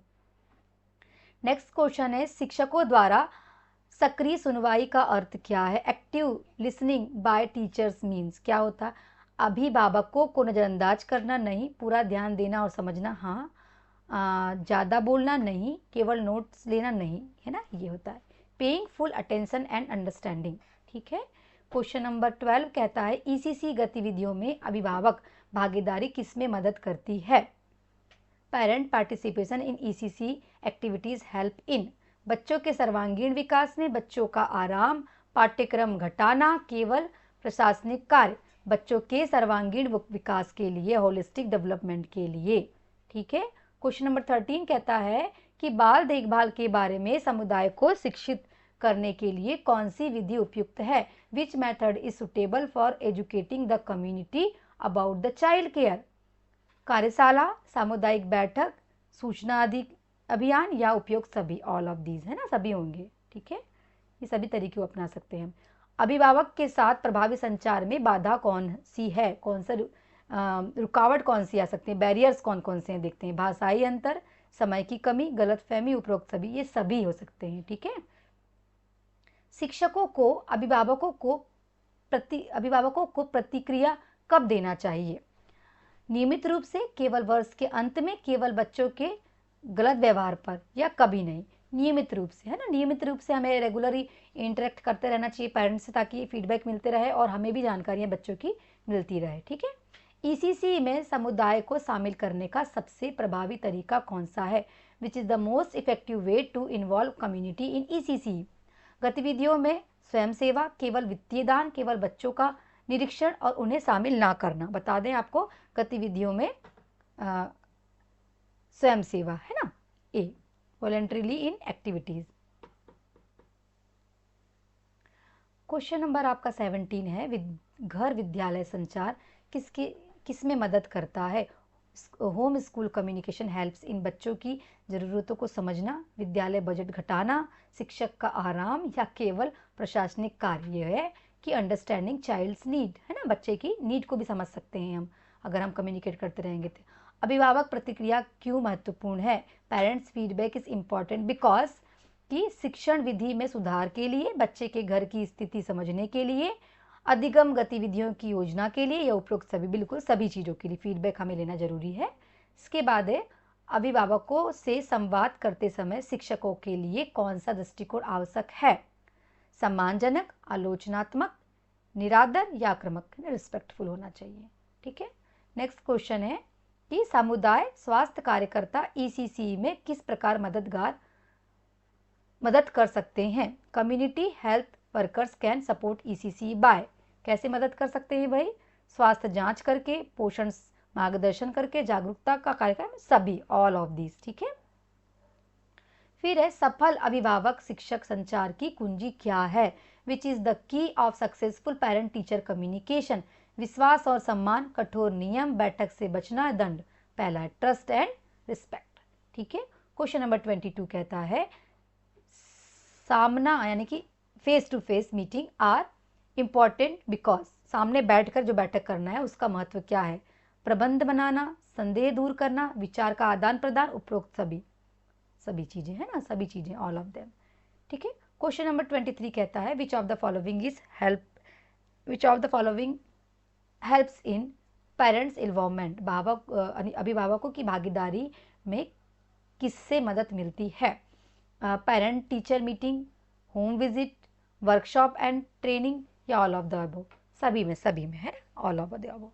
ठीक है, ऑल ऑफ द अबो कहाँ गया, ऑल ऑफ द अबो।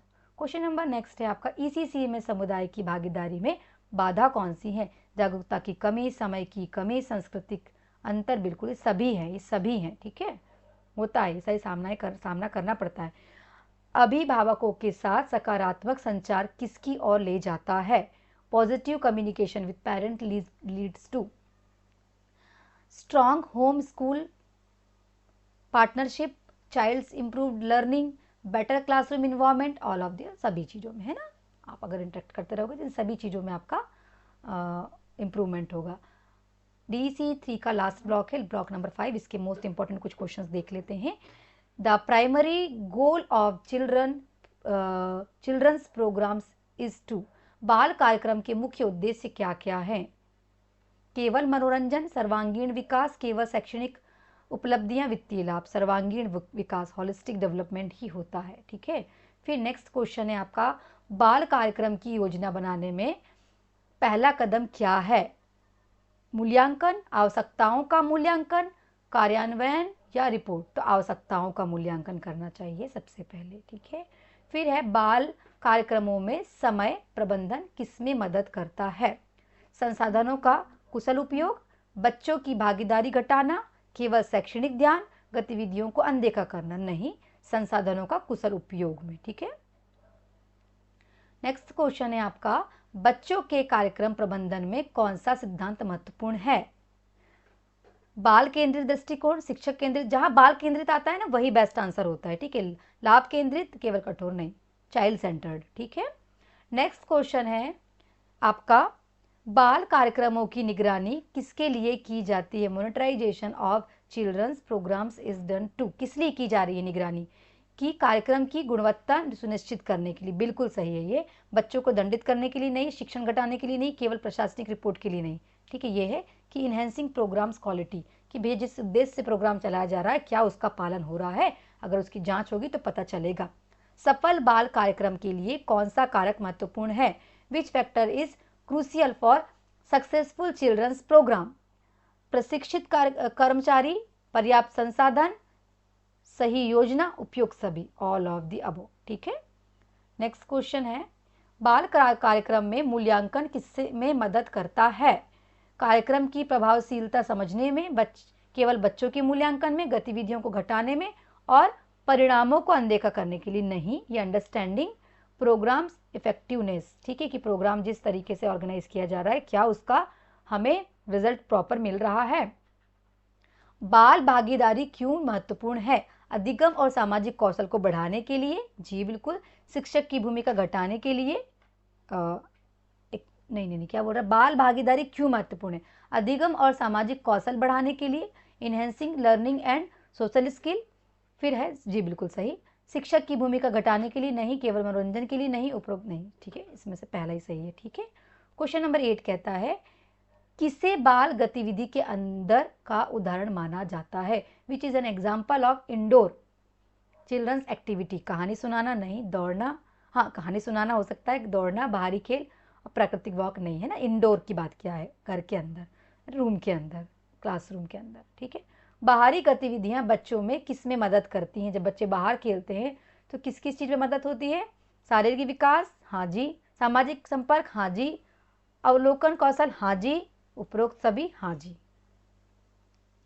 संतुलित बाल कार्यक्रम में क्या शामिल होना चाहिए, अधिगम गतिविधियां, खेल गतिविधियां, विश्राम और पोषण, उपरोक्त सभी, बिल्कुल सारी चीजें होनी चाहिए। ठीक है। इसके बाद है, बाल कार्यक्रम में प्रतिक्रिया का उपयोग किस लिए किया जाता है, feedback in children's program is used to, क्यों किया जाता है फीडबैक, ताकि हमें पता चले कि कार्यक्रम सही से हो रहा है, इंप्रूव प्रोग्राम क्वालिटी, बिल्कुल सही है ना, इग्नोर करने के लिए नहीं, ओनली रिपोर्ट के लिए नहीं, नॉन ऑफ दिस। एक क्वेश्चन रिपीट हुआ है।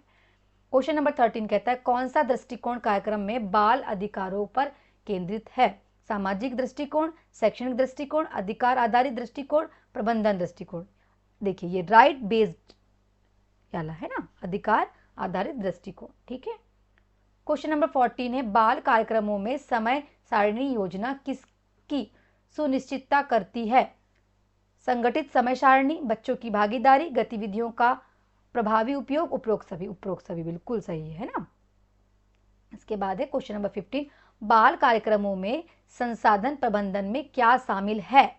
सामग्री का आवंटन, मानव संसाधन, वित्तीय योजना, उपरोक्त सभी। बिल्कुल उपरोक्त सभी शामिल है जी। ठीक है। इसके बाद है बाल केंद्रित योजना का अर्थ क्या है? Child centred planning means what? शिक्षक की जरूरतों पर ध्यान केंद्रित करना नहीं, बच्चों की रुचियों और विकास पर ध्यान केंद्रित करना हाँ, केवल सख्त नियम नहीं, बच्चे के पसंद का नहीं। तो ऑप्शन नंबर बी के साथ जाएंगे हम। क्वेश्चन नंबर 17 कहता है निगरानी और पर्यवेक्षण किस में मदद करता है? Monitoring and supervision helps in कार्यक्रम की गुणवत्ता सुनिश्चित करने में। बिल्कुल सही है ये तो। बच्चों को दंडित करने में, गतिविधियां घटाने में, कर्मचारी को नहीं पहले ही है ना सही। ठीक है।